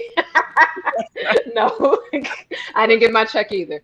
Was given $3 million to like I don't know if you remember, but like back when we had like Tony Douglas, I think we bought that pick. We bought it off a Right, team. right, yeah, We were doing that almost every year. I think right, Nate Robinson, even back then, I can't remember each pick, but Tony Douglas I remember specifically. right. He was willing to do that for fun. Even with the last trade we had, didn't we pay Detroit $6 million Did in we? in that trade? Because I thought that went with it. With Kimba, Yes, for the the Kemba Kimba, trade.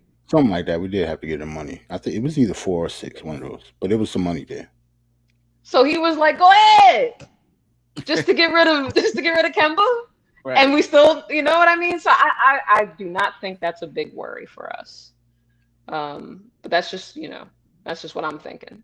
I'm not James Dolan, but if I'm James Dolan, I'm willingly paying it today, based on what happened in 2004, 5, 6, 7, 8. Right. So yeah, you're right. It probably won't. It probably won't be an issue. Let me just get to this. Yeah, Steph, you made it, yo. That's when you know you make it. When you gotta start getting mods and stuff. Like that's when you know you made it. Getting them numbers Fancy, up. fancy. The algorithm, huh? Yep. I guess. Oh, That's all see, what it is. Harlem Girl helped me out. That's for the 25th pick in the draft from the Lakers for Douglas that year. Right. Mm. I got timed out. No, Joe Long. I didn't time anybody. I didn't time anybody out, and if I did, maybe it was a mistake because I was trying to do one of the bots. But I didn't time anybody out. Everybody can voice their opinion. Yeah. I got timed out for giving my opinion on Fournier. I said he is average in outs. Why so sensitive? I didn't. Yeah, I didn't see Yeah, the comment at all. yeah. If you were putting a timeout, I didn't even see that comment.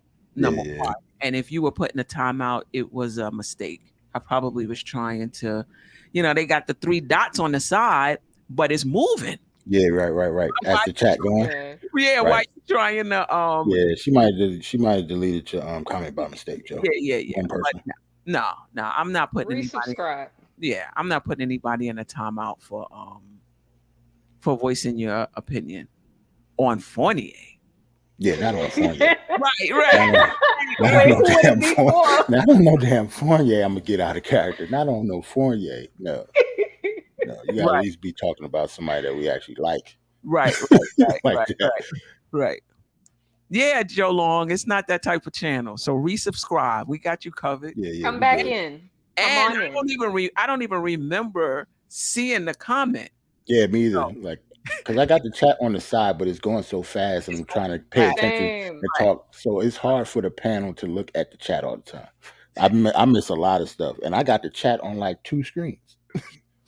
Oh, he said that Fournier is average. Okay, you're not the first one. And Right. he's average. He's just not. He's above average shooter, but he is average in a lot of other areas though.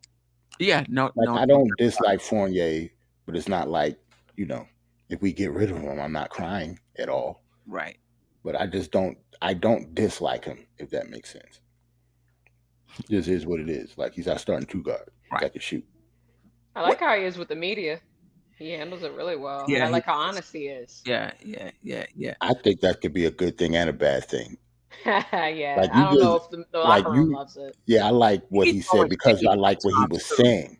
Hmm. Because he was going against Tom Thibodeau, and he was doing the same. He was thinking the same thing that I was thinking when it came to Tibbs and his offense.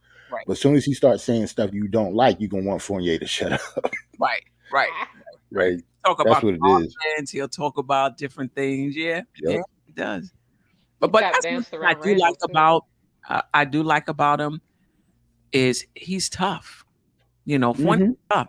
I would if somebody told me him and Randall got into a fight in the locker room, I wouldn't even be Yep. surprised I think they have. because I wouldn't I be think they surprised have. either. he one of them cats. Yeah, I don't think Hmm. he. I think he's one of the few people that would not back down to Julius Randle if he had a problem with him. I think he'll let him know. Right, and he's one of the only ones on the team that knows how to win. Given his Olympic team experience as well. You That's true. know, so he knows how to win. He knows, you know, um, you I got sidetracked by a post. Yeah, so he knows how to win. He knows in certain, points of a game, you gotta focus in, Randall. Focus in. This is not the time to be imploding and externally focused and what is the ref doing and if it's a bad call. Right. So he has basically that's experience. He was one of the few And people that had to, pull Randall to the side a lot of time. Not saying Randall was listening, no, he but wasn't. at least No, he he did wasn't. do it a lot, though. I did see him do that a lot. Right. Yeah. Pete said, we got too many guys who put zeros in the box score. You actually need rebounds, assists, steals, blocks to win. Some Pete got honesty them bars today. off tonight. Like, damn. I guess he is definitely not a fan of the young cats, just like most people are, I guess. Right. Ah, that was my only like gripe personally. Well, not maybe not my only, but one of my gripes with Obi was that Obi should have been a much better rebounder.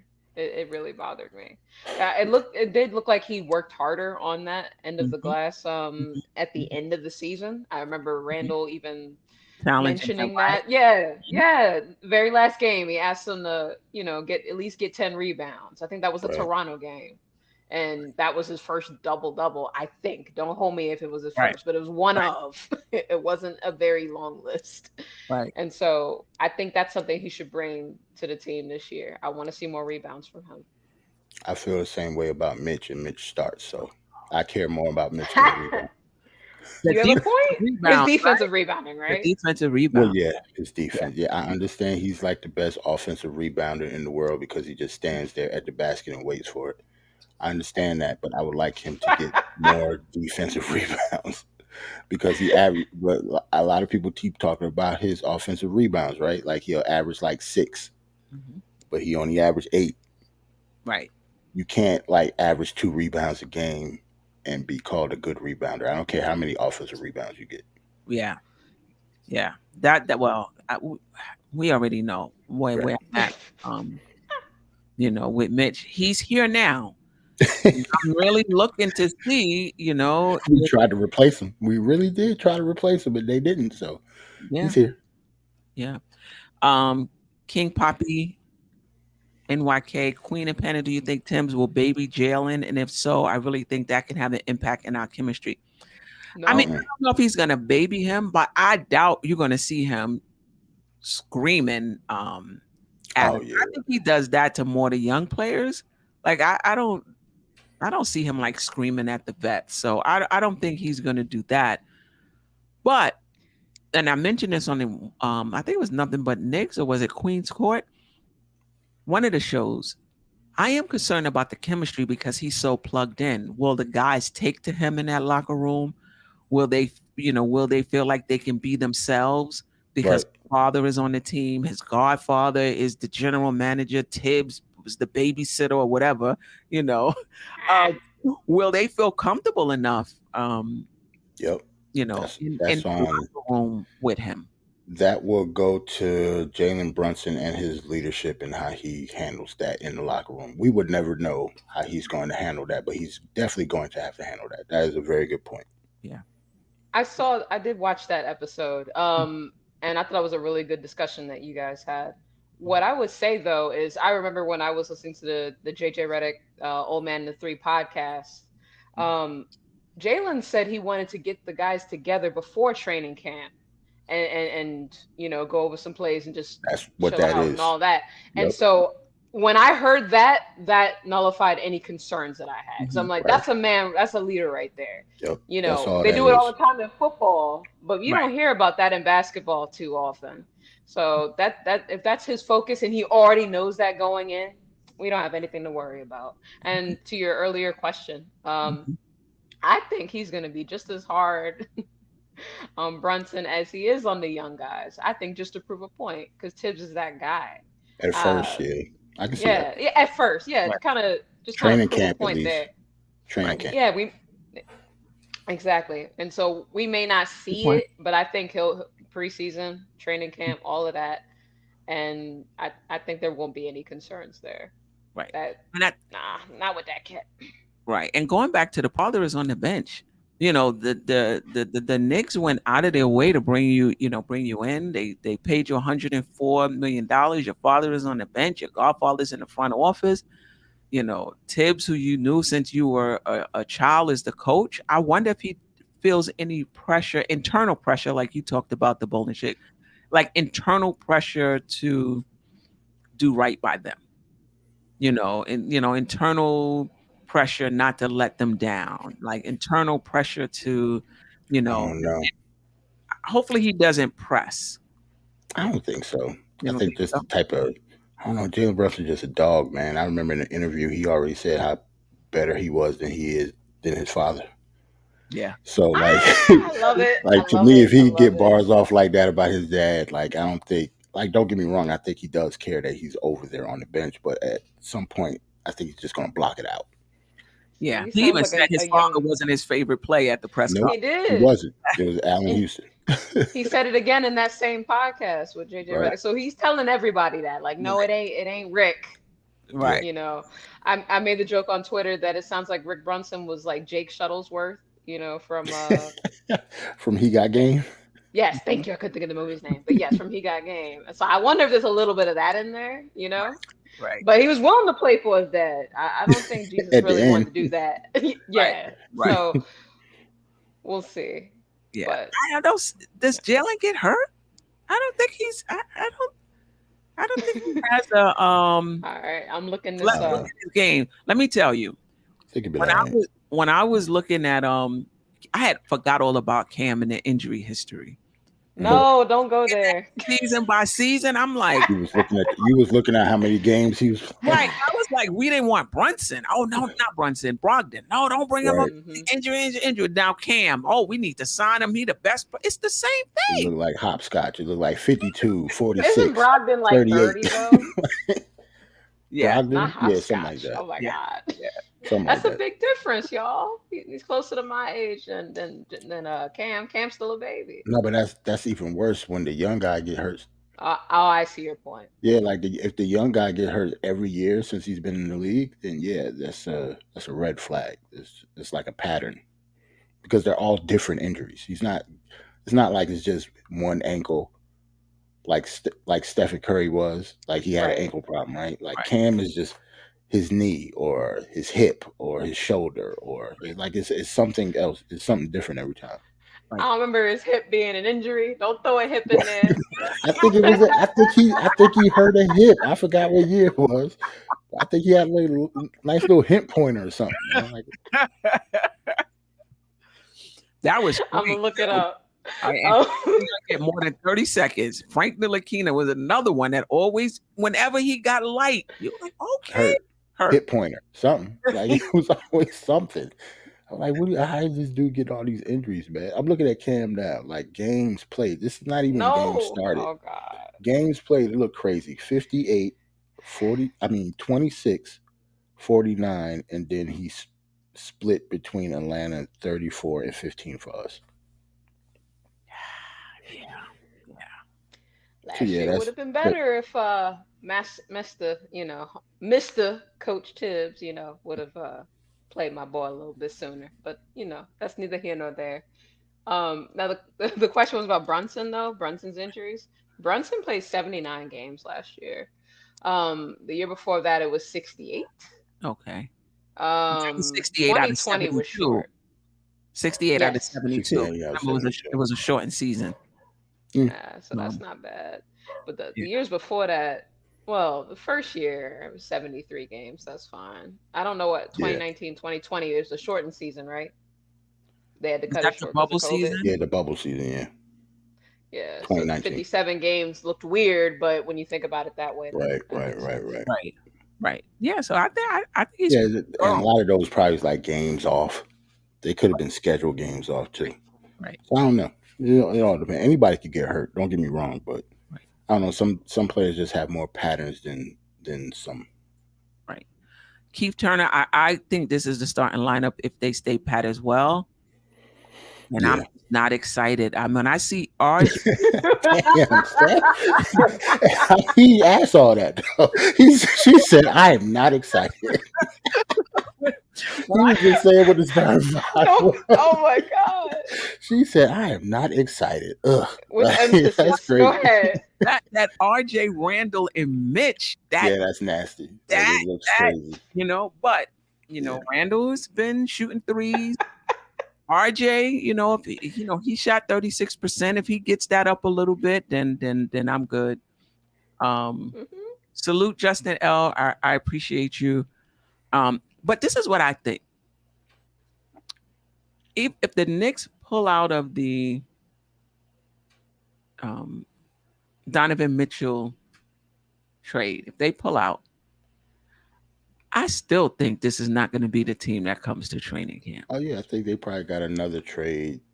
Like I'm pretty sure they have a plan B. Like these, if they're smart, they are. Like no front office should just have one plan. Like that's craziness. Like Right. they shouldn't have a job if the Donovan Mitchell trade goes through and like if it doesn't go through, I should say. Yeah, they have to have a plan B. So this roster has to be fixed still, and we're not going to win anything with this roster. But like something has to happen. Yeah, I agree. Keith Turner, we need a trade, point blank, period. Are you talking about the Donovan Mitchell trade, or we just need any trade? Any trade, period. Right. I think Keith wants to clear up the glut between Ron, Fournier and Right. But you're gonna bring back, like, you're not trading Fournier. Chances are you're not trading Fournier for a draft pick, right? So you're gonna bring back another player. That's true. Right. Unless you, I don't know, unless you have another trade that you have to trade all of your draft picks, and Fournier isn't in that trade. I could see trading him for a draft pick, but yeah, realistically, you would be bringing back another player. So unless we do the unless we trade with the Lakers and trade everybody for not everybody obviously, but trade, Fournier, Rose for Westbrook I or still whatever never pieces we understood. have to. I still never understood the point of that. I really don't. Just for cap space, Westbrook, purely. but we don't need cap space though, unless we would I would have to know. I don't know. They would have to be doing that for a reason. Like that has to be like a 2 or 3 step type of plan that we don't know about. Right. Not to just do it just for cap space and that's it. It has to be a reason for that cap space. Right.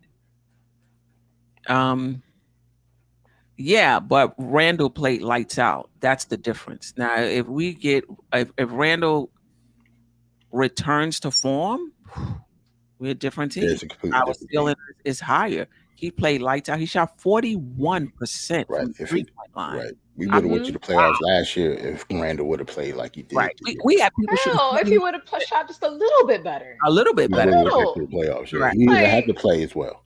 Right. Yes. Right. We had players shooting 41% from the field. He shot 41% from you know, and down the stretch, him and or Rose hit some big shots for us. They closed for us, and that's what the good teams are. You got to have a closer. And right now, We don't.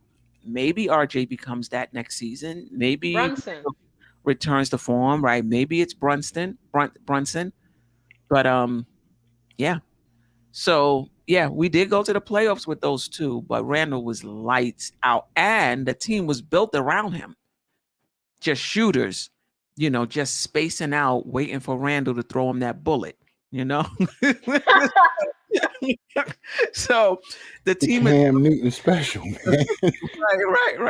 right. Mm. Yeah. I mean, the Knicks have some the front office, whether they get Donovan Mitchell or not, they have some some work to do. You Yep. know, yeah. Somebody did say, but this is the thing about flexibility, rheology. I don't think you get that because remember, you pay an RJ. Mm-hmm. So you open up 47. The Knicks are already over the cap. I believe the Knicks are over the cap. Yes. So you're gonna send out that, and then you're gonna sign RJ. I would have to do the numbers to see if you would have any money left over. I don't know. For Like, us to do that It, Russ deal, like, I don't know. Something else has to be going on other than just that. Has to be. yeah, I don't think they. Yeah, I hear what you're saying, Rheology, going into 2023. Um, I would think that if they don't sign RJ,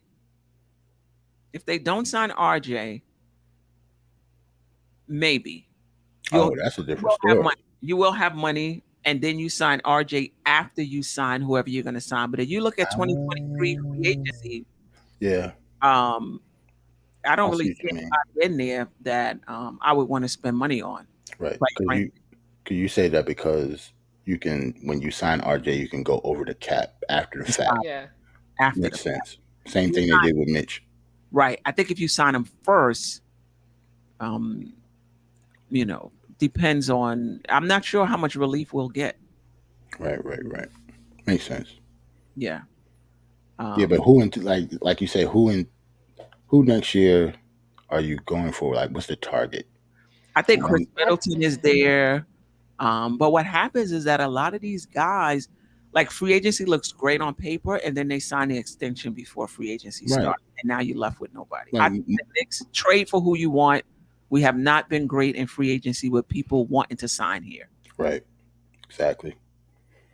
Most people just re-sign where they're at.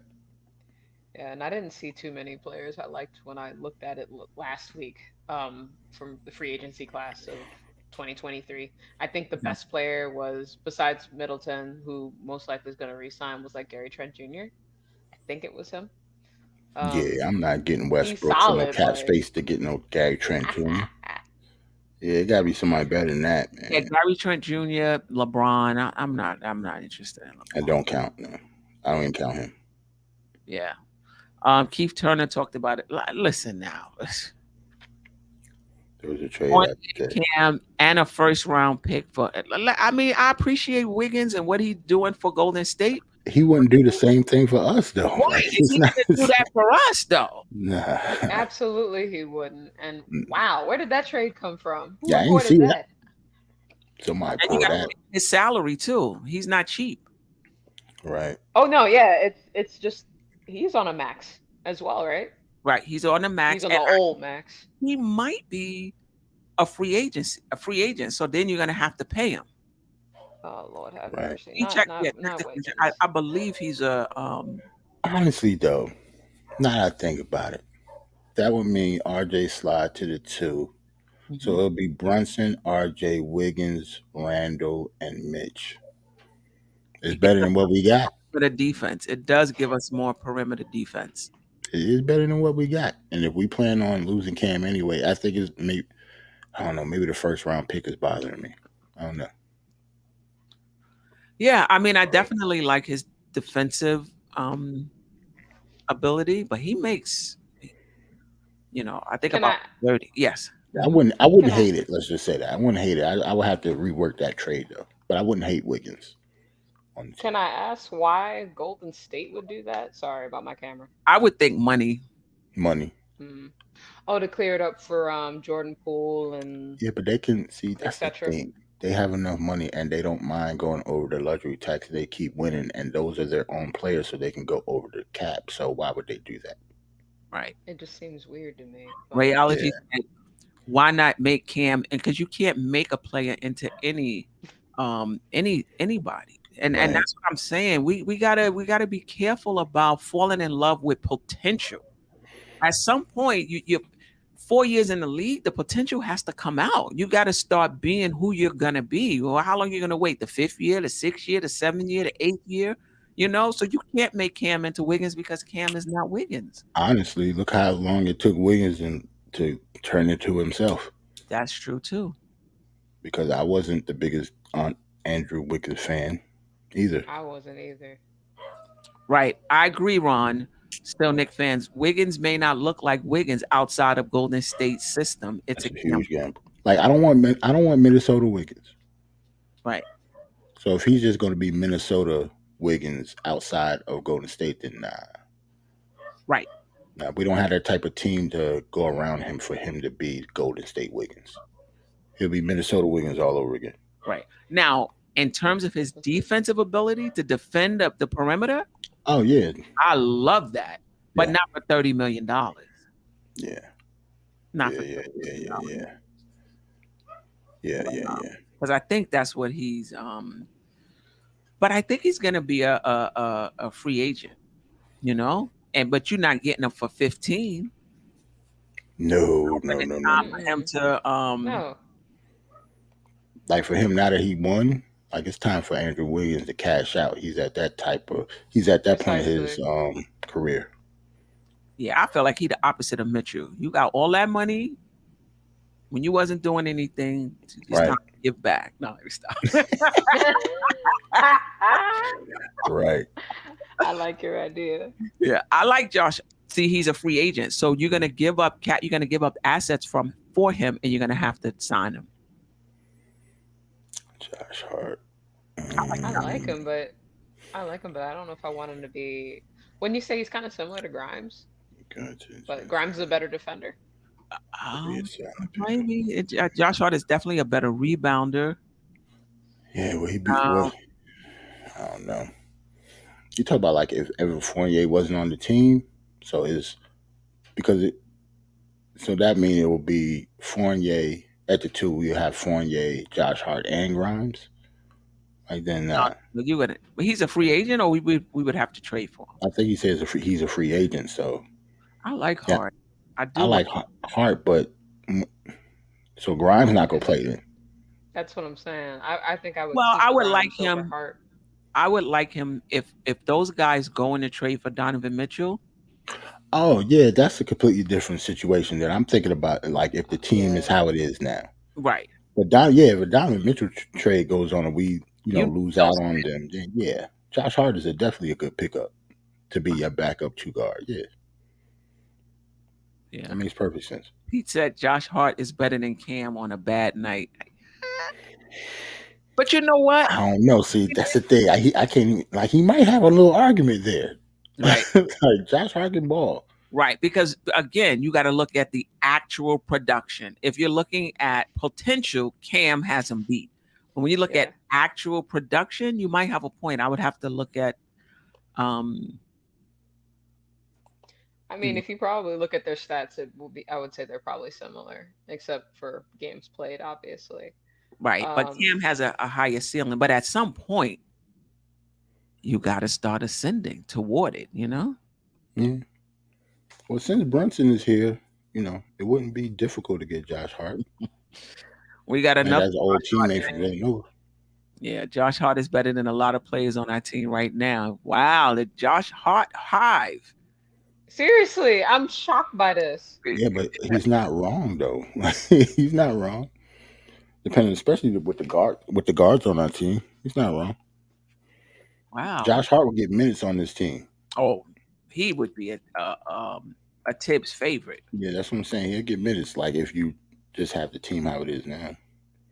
But it would be a problem for like Grimes to me. Hey, hold up. Is that can't be right? What's that? 19 points. He's with Portland now. Yeah, Yeah, last year. he got traded. He was involved in he was traded from the Pelicans over there, So I remember I Dame think. was out. Anthony Simmons was out. He played Mhm. 32 minutes and averaged 20 points. Shot. Wow, like that's very Yeah, Josh shot. Hart was balling. Shot I didn't 50% realize. from the field, 37% from three, 5 rebounds, 4 assists, one steal. Hmm. You're kidding. Like at one point, that's why they was winning games because Anthony Simons came along, and when Dame went down, he stepped up, and Josh Hart stepped up too. And with the Pelicans, he got 33 minutes a game because they had injuries as well. Remember, Zion was out. He averaged just 13 points, 13 and a half points, but was efficient. 50% from the field, only 32% from three, Right? 8 rebounds, 4 assists, and one steal. Yeah. Remember, they still have Brandon Ingram on that team, so he wasn't going to get as many shots as he was on Portland when Right. Dame was out and stuff. Right. How tall is he? I know Six, 6'4", 6'5" ish. his Around there. wingspan is 6'9". Yep. So that's what I'm I saying. can So like hear it in your voice. You're like if Josh he, Hart. you know what I'm saying? Like, so if we get Josh Hart, so that Damn. mean that's a problem for Grimes to me. Like that, not Fournier. That's what I said. I said Grimes That'd is be a gonna lose Grimes some problem. minutes. But look, well, mhm. Grimes is a higher ceiling, Yeah. so I Wow. would prefer. But I didn't know he averaged 20 points a game. But that was off of 13 games. It's not. Right. When he got That's traded a very from Right, small right, New right, sample. right. Orleans to the Trailblazers. Yeah. Because once you started saying those stats, I had to go look. I'm like, hold on now. I don't remember him doing all of that. But point taken. Um, But he got he more would be worth a opportunity. look. Yes, Yep. Yeah. But I think just as a and he's from Villanova. Love he's the not Yeah, bad. Villanova guys. yeah. I Love the was saying that earlier. I was like, it wouldn't be hard to get him because of Jalen Brunson. They were teammates at Villanova. So right. I know Josh Hart's always tweeting at Jalen Brunson, so I didn't know what the connect was, but it makes sense now. No meaningful games. They made the playoffs. I mean, he was well, he got traded, but the Pelicans was as competitive as the Knicks. So if they weren't playing competitive yeah, I was Knicks, about to say neither are we, hey, especially in terms of the people that he's going to be up against position wise. Like it's going to be up him against Grimes. So right. like if Josh Hart hasn't played any meaningful minutes, Grimes definitely hasn't either. And neither has Obi Parish done. Right. It's just that Hart is like a lot older though. That's all. Right, right, right. I That's mean, all. they had the same record or a better record than the Knicks. Um, I agree. I mean, the reason I'm familiar with Josh Hart because I play fantasy basketball and he fills up the categories. Yep. He fills Mm. up the categories. And you're right, he can get you 10 assists. If you need him to facilitate, he'll get you 15 rebounds. Those are them Villanova kids. What do you need? What do you need tonight? All right. Stop, I got stop, you. I got stop reminding me. you. Yeah. They beat us in the chip one year. Remember, I'm a Tar Heel fan, so Jalen Brunson did beat us. Right. Yeah. Um, yeah, I definitely Hmm. I don't How much would Grimes. you pay him though? Like, what do you sign that kind of a guy? What contract do you give him? I I don't know. Let think me see what he makes now. He only getting 12 now. oh well, he ain't gonna take no 10, I'll tell you. Nah, exact. I don't think we can nickel and dime, and he'll probably want at least what we're giving Fournier now, No, but Josh Hart, right? he's Yeah. I I don't don't know. know. He has a player option next year, so he can opt out after this year. I think.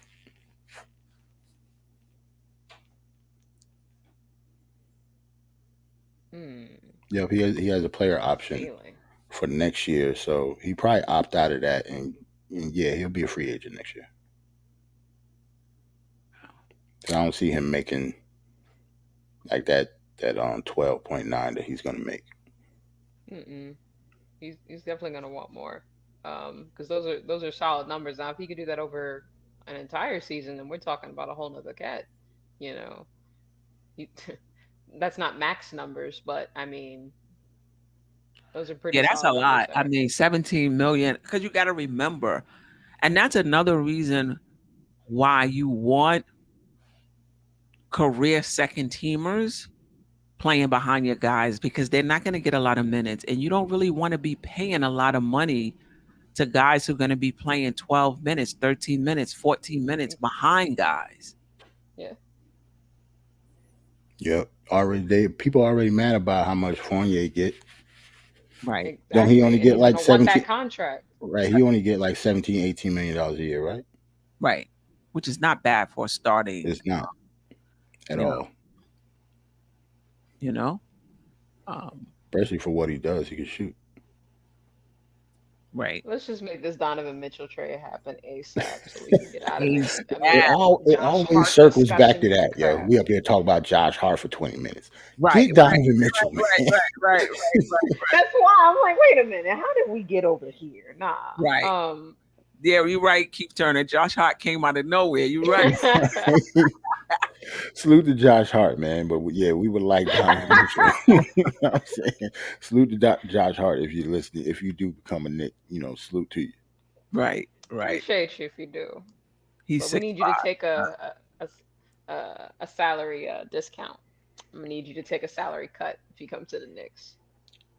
We're Sherwin M. Sherwin M ain't here tonight. I'm about to say he's Sherwin, 6'5", 6'2" and a half. Right. Sherwin M height. You know what I'm saying?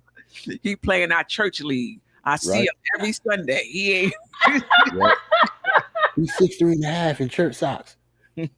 And church socks. Yeah, Sherwin always measured without shoes. Right. Okay. Yeah, that's noted. Yeah.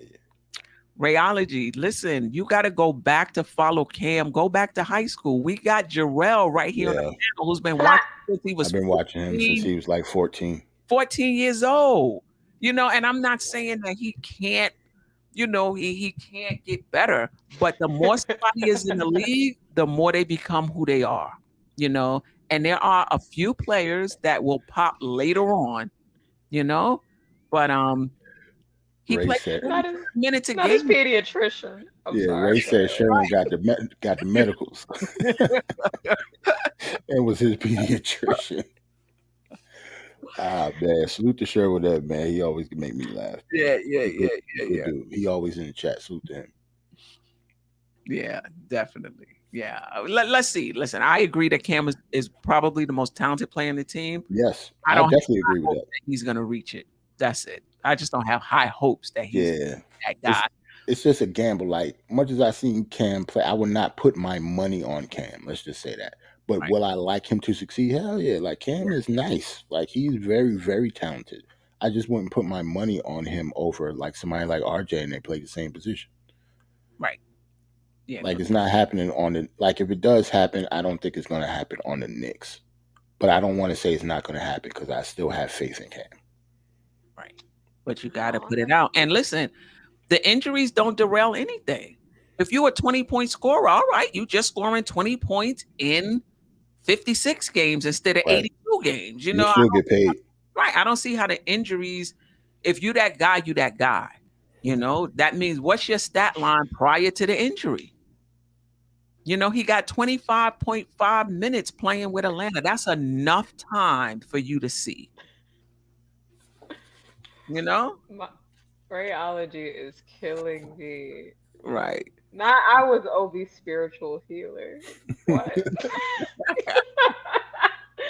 I'm sorry. Oh man. Okay. But yes, I believe in Cam. We'll see what happens. That's my I hope last he line comes on and it. balls out because that makes the Knicks better.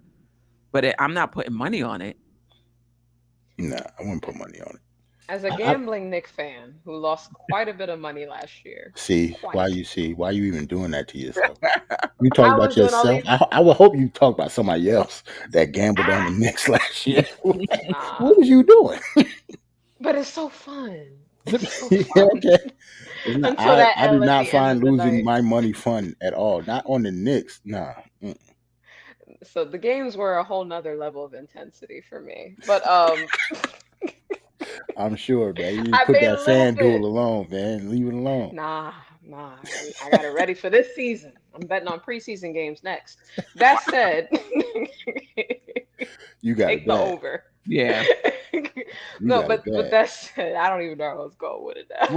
Well, would you bet on Cam? Yeah. Oh, okay. So And how much? I would not make it a part of a same game parlay. It would be its own little bet. I'll tell you that. Right.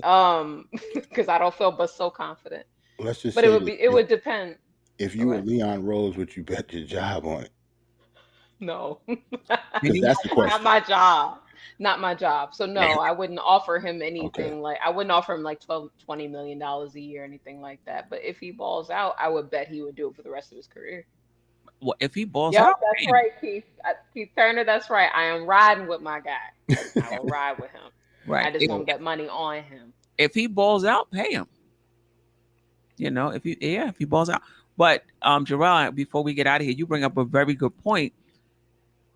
If you're the front office, would you bet your job on it? Because that's what the front office is doing. Their job is Yes. on the line with us Yep. as fans. Oh, don't give them that. Don't give them that. We have nothing on the line. Right. Right. Right.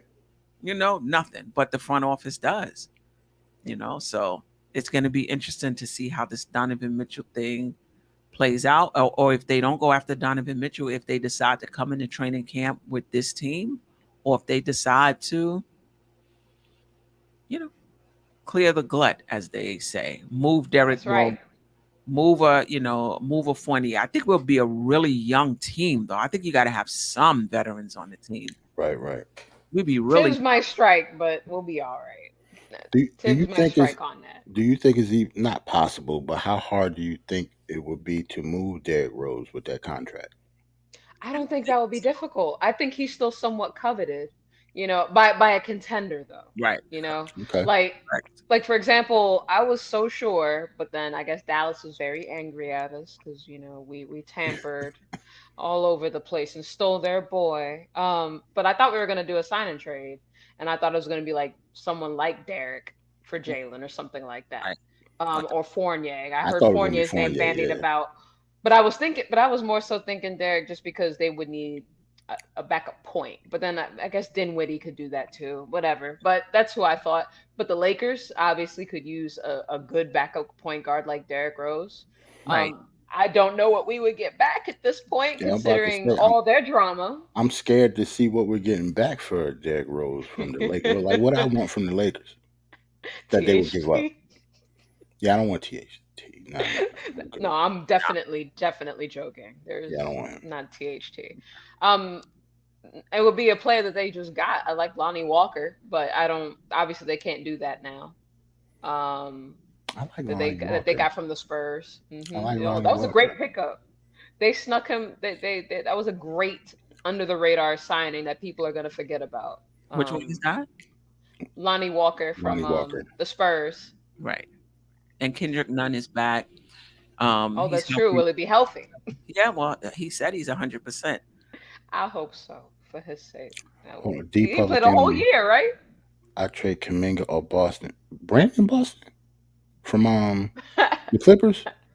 Nah, I don't know about I would do Brandon, Boston. but I would do Kaminga. Kaminga, yeah, that's I different. would Like too, Kaminga is but gonna be a beast. I don't know about Boston, but Boston, don't get me wrong, BJ, he can ball though, and he's he, 18, 19 years old, so I can see that it's just resetting the clock when it comes to hmm contracts because they're all young, talented players that haven't done anything.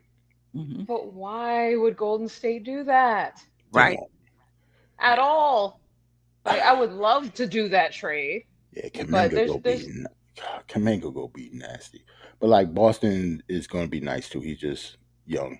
He's Both just of them are. really. I wanted the Knicks to draft Boston and Boston. just last season. Yeah, I get that. BJ can play. He can ball. Yeah. Harlem girl, you might be right, but this is not going to be the training camp roster. Oh, I thought before you It's pulled gonna it up. be very long. So somebody is not excited about this. This It's Yeah, she because got the you read she got that the starting sad five face. lineup that you put up. Having She the saw sad that. face like after 11 o'clock at night. Like, don't do that, Harlem girl. You need to get yourself a nice little cock. Don't even worry about the Knicks roster this late. Not for the sad face, man. But Don't let the Knicks do that to you. I know.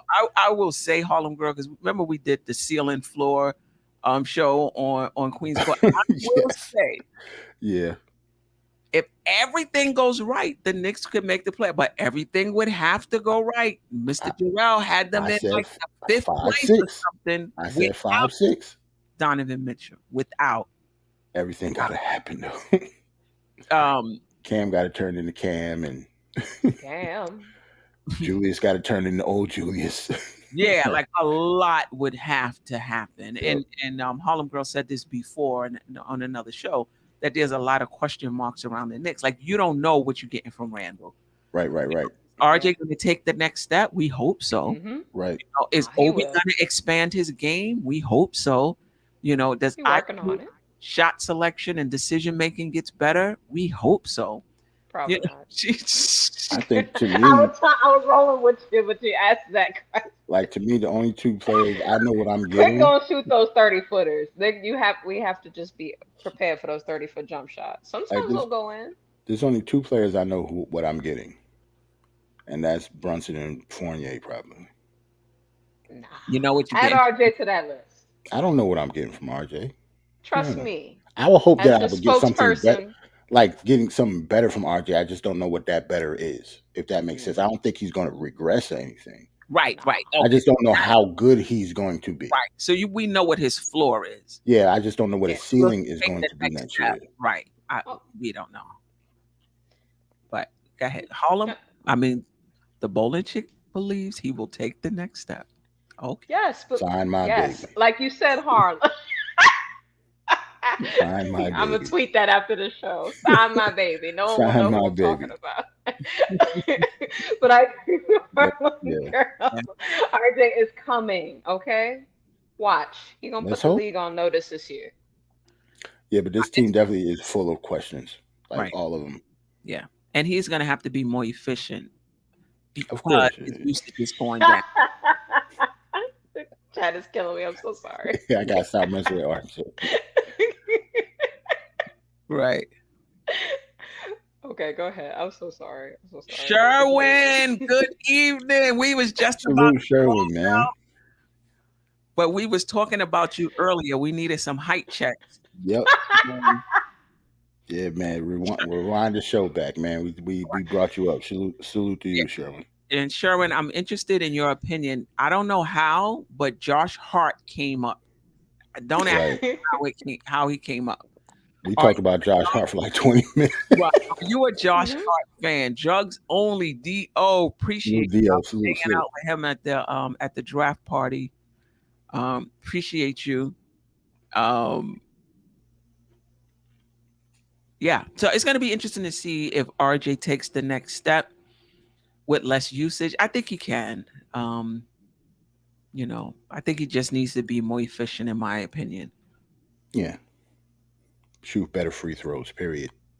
Yeah. Even if he's not efficient in the other stuff, just make sure your free throws will go up and your points per game will go up automatically. Listen, if RJ's free throws don't go for the third year in a row, then I'm not going to encourage him as a shooter. I'm not going to. You're going to call me, huh, Queen? And be like, it's been a week. I mean, she right, though, because after like 3 years, if you do not improve at all at the free throw line, something is wrong with your shot. And it's going to be hard for me to say, yeah.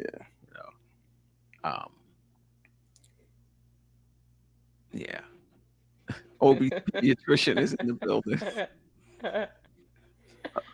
Yeah, sure will hate Obi, man. Anything else we didn't the bots is back. I mean, we make it. We doing good when the bots show up. Yeah, DJ Shutter. We about to get out of here in a little bit. Is there anything else the chat wants to talk about? Anything else the panel wants to talk about? If not, we're gonna walk out of here. I'm gonna say the same thing every time I end the shopping. I get Donovan Mitchell. So we can stop having these conversations about, what the roster going. I mean, we'll still have the conversations about what the roster going to look like, but we'll have a better picture of it. Like it's hard to talk about all the young kids, where all the young kids are probably going to be in the trade. Like it's hard to see who's look like going forward after training camp? Yeah, I'm gonna kind Yeah. of ditto what you said there. I won't say sign my baby every episode, I promise. But I will say bring Spider home. Okay, I will okay. say that. But looking forward to seeing what the season brings us, even if Spider's not there. Even with that bland starting five that we saw, I think that that starting five could still get us somewhere. Damn, you Let's see called the what start Brunson does five for this team. bland. Right. No seasoning at all. Like, No damn. adobo, no Lowry's, Steph just said, you know, pepper. somebody gave up the start five. Steph was like, I am not excited about that. Well, That, because that, I'm thinking of them from last year. I know. If RJ takes that next step, if Randall is hitting his Randall, just leave up to 35%. Just be respectable. Oh, yeah, if it's 35, it's the same thing with Obi. Like, if Obi can shoot 35% from the three, I'm straight. Respectable. Yeah, I don't expect him to be, dirt and risky out there. Like, Right. But he chucking them though. Randall putting them up like he's shooting he 40%. did. yep. At the end of the season, he was wilding throwing them threes up. It was freaking crazy. And not That only that, Dallas game. there's a lean back on the three unnecessarily. Like nobody is there. You Man, know, like, Randall I just don't had get a the bad lean year, back, man. you He know? just had a bad year, man. And He's I'm so and I'm a Randall supporter, but I could see. I'm not arguing with the fans. I could see. Yeah, yeah. right. It's like I don't know, he got a lot of, I'm not saying the talent, but he has work ethic, but he got a lot of Kobe in him too. Like taking those Hmm. shots, like the type of shots that he take, it's almost like he want to take the difficult shot where he can make it a lot easier for himself because he's so big and powerful. Like why are you fading away on the baseline?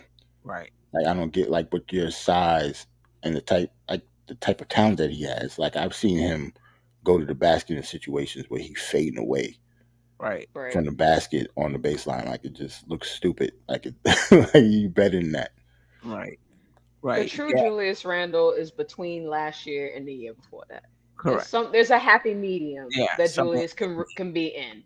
And Right, if we see that next year, we good. that's a good player. And That's listen, it. most of us agree, if not all of us, he's not a number one. No, He's not. You get He never Donovan was. Mitchell. Now he gets to go back into a two or three, I don't even think he's a two. I think he's a three. but he gets to go into a three. He'd be a nice three though on a championship Hmm. team though. Talent wise, like he'll be a strong three. Like he'll be a nice three. I think the only Yeah. issue, and we talked about this before, will he be comfortable Being a three. playing a traditional power forward role? As in going back to the block, like going like being closer to the basket. Meaning that other people are setting you up. You Oh, know, okay, we look Mm. I got you. Okay, yeah, okay, gotcha. we He's set. gonna want to touch the ball some. I, Yeah, that's I I like don't think his we. game now.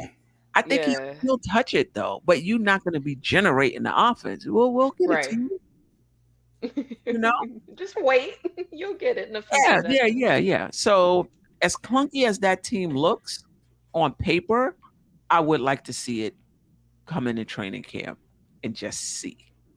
Um, yeah, Right. It's just hard with Julius. Like he's so talented. Regardless of how bad he's playing, he's still gonna be close to 20 and 10, regardless of how bad he plays. So that's why it's kind of difficult sometimes gauging him. A lot of like we just look at the stats, so it looks like he's playing well because he has like 25 and 12. right. But if you actually Right. watch the game, it was a terrible game. It was a terrible game. It was a worst 25 points. Those 25 points were hard. They were difficult. He's Yeah. sweating at the Yeah. end, looking like he's about to Right, die. right, And I Like die. it's never an easy 25. right. And there's Right. turnovers in there and better decisions that could have been made as well. Right. No doubt about it. All right. Any last words? Ah man, salute to you, Steph, for having us again. Salute to the chat for making it always, entertaining. And y'all For make the show, sure. man. Like we our energy actually, comes from y'all. Like it was a good show. Right. Right. For real. Justin L makes up a good point. RJ was inefficient too, but people will always say it's just 3 years of inefficiency. So okay. Mm, Okay. got you. We'll Year see. 4, baby. Let's go. Let's go. Yeah, if that Let's inefficiency go. don't start moving up, I'm gonna Right. You have then something you to just say. inefficient then. Right. You just inefficient. But Damn. anyway, I appreciate y'all for rocking with us. You could catch me tomorrow on Nothing But Knicks. Me, Tony Crowe on the crossover, and then next week Monday, Nothing But Knicks, the crossover. I mean, excuse me, Queens Court. Running out of topics though. Running Yep. out of topics in August, you know. So Yeah. mm, Yep. It could be like, well, if Mitchell get here, you know what I mean? It's gonna have to be something like that. We're gonna have to think of some way, like creative ways to talk about, like if he is here. Like I think we talked about, like if he's not here a lot. who's this? Donovan Mitchell. Oh, Like if we don't make the trade, but if we do make the trade, then we have a lot to do then because a lot of players are gonna go in that trade. So got a lot of holes to fill. yeah, yeah, yeah. We're gonna have to have a little funeral and repast for those Yep. that leave. We gotta have Yep. a show so people can, because people are gonna be upset. Yep. Obi not gonna be here no more. Who you bring in, people are gonna be. Some people are gonna be IQ. excited about that, but there's people that's gonna be really sad about those. Yep. Who are, RK. It once because I actually do think IQ has to be in the trade just because of how good he is now and the contract that he's on. If I was Utah, I would definitely want IQ. So and Obi to be honest, but yeah, a lot of people are going to be upset. Like they have hives out here, both of them. Well, I guess there's a hive for everybody on our team because you we're know the what? Knicks. But I was a Carmelo fan when he left. I followed him. When he went to Portland, I watched him. yeah, I understand that. I watched him on Portland. So if these guys get traded, you can still watch them. Yep. They'll be on another team, but you I'm can gonna have still to get watch. league pass. And then 10 years from now, you were like, oh, we could have kept IQ. Look at him in year 29. Look how good he is. 29. He got a chip now. Yeah, we should have kept him. Look at him now. He's like 32 years old, still a backup. Still balling, but he a backup. Like he could have had like maybe 2 or 3 6-man of the year or something like that. I think IQ gonna be all right, man. Whether he started or not, I think he'll be fine. Yeah. That boy works way Just his too hard mentality. to be a scrub. But it's Right. the decision making, though. It's the decision making and the shot selection and really feeling like you hot. NBA you not. hot when you just hit one when you shot. That's the thing with IQ. He doesn't really know how to play his position. He always feels he's hot. He want to take it to the next level and be the one to make the big play. Just make the regular plays consistently. That's how you become good, Right. So anyway, we out of here.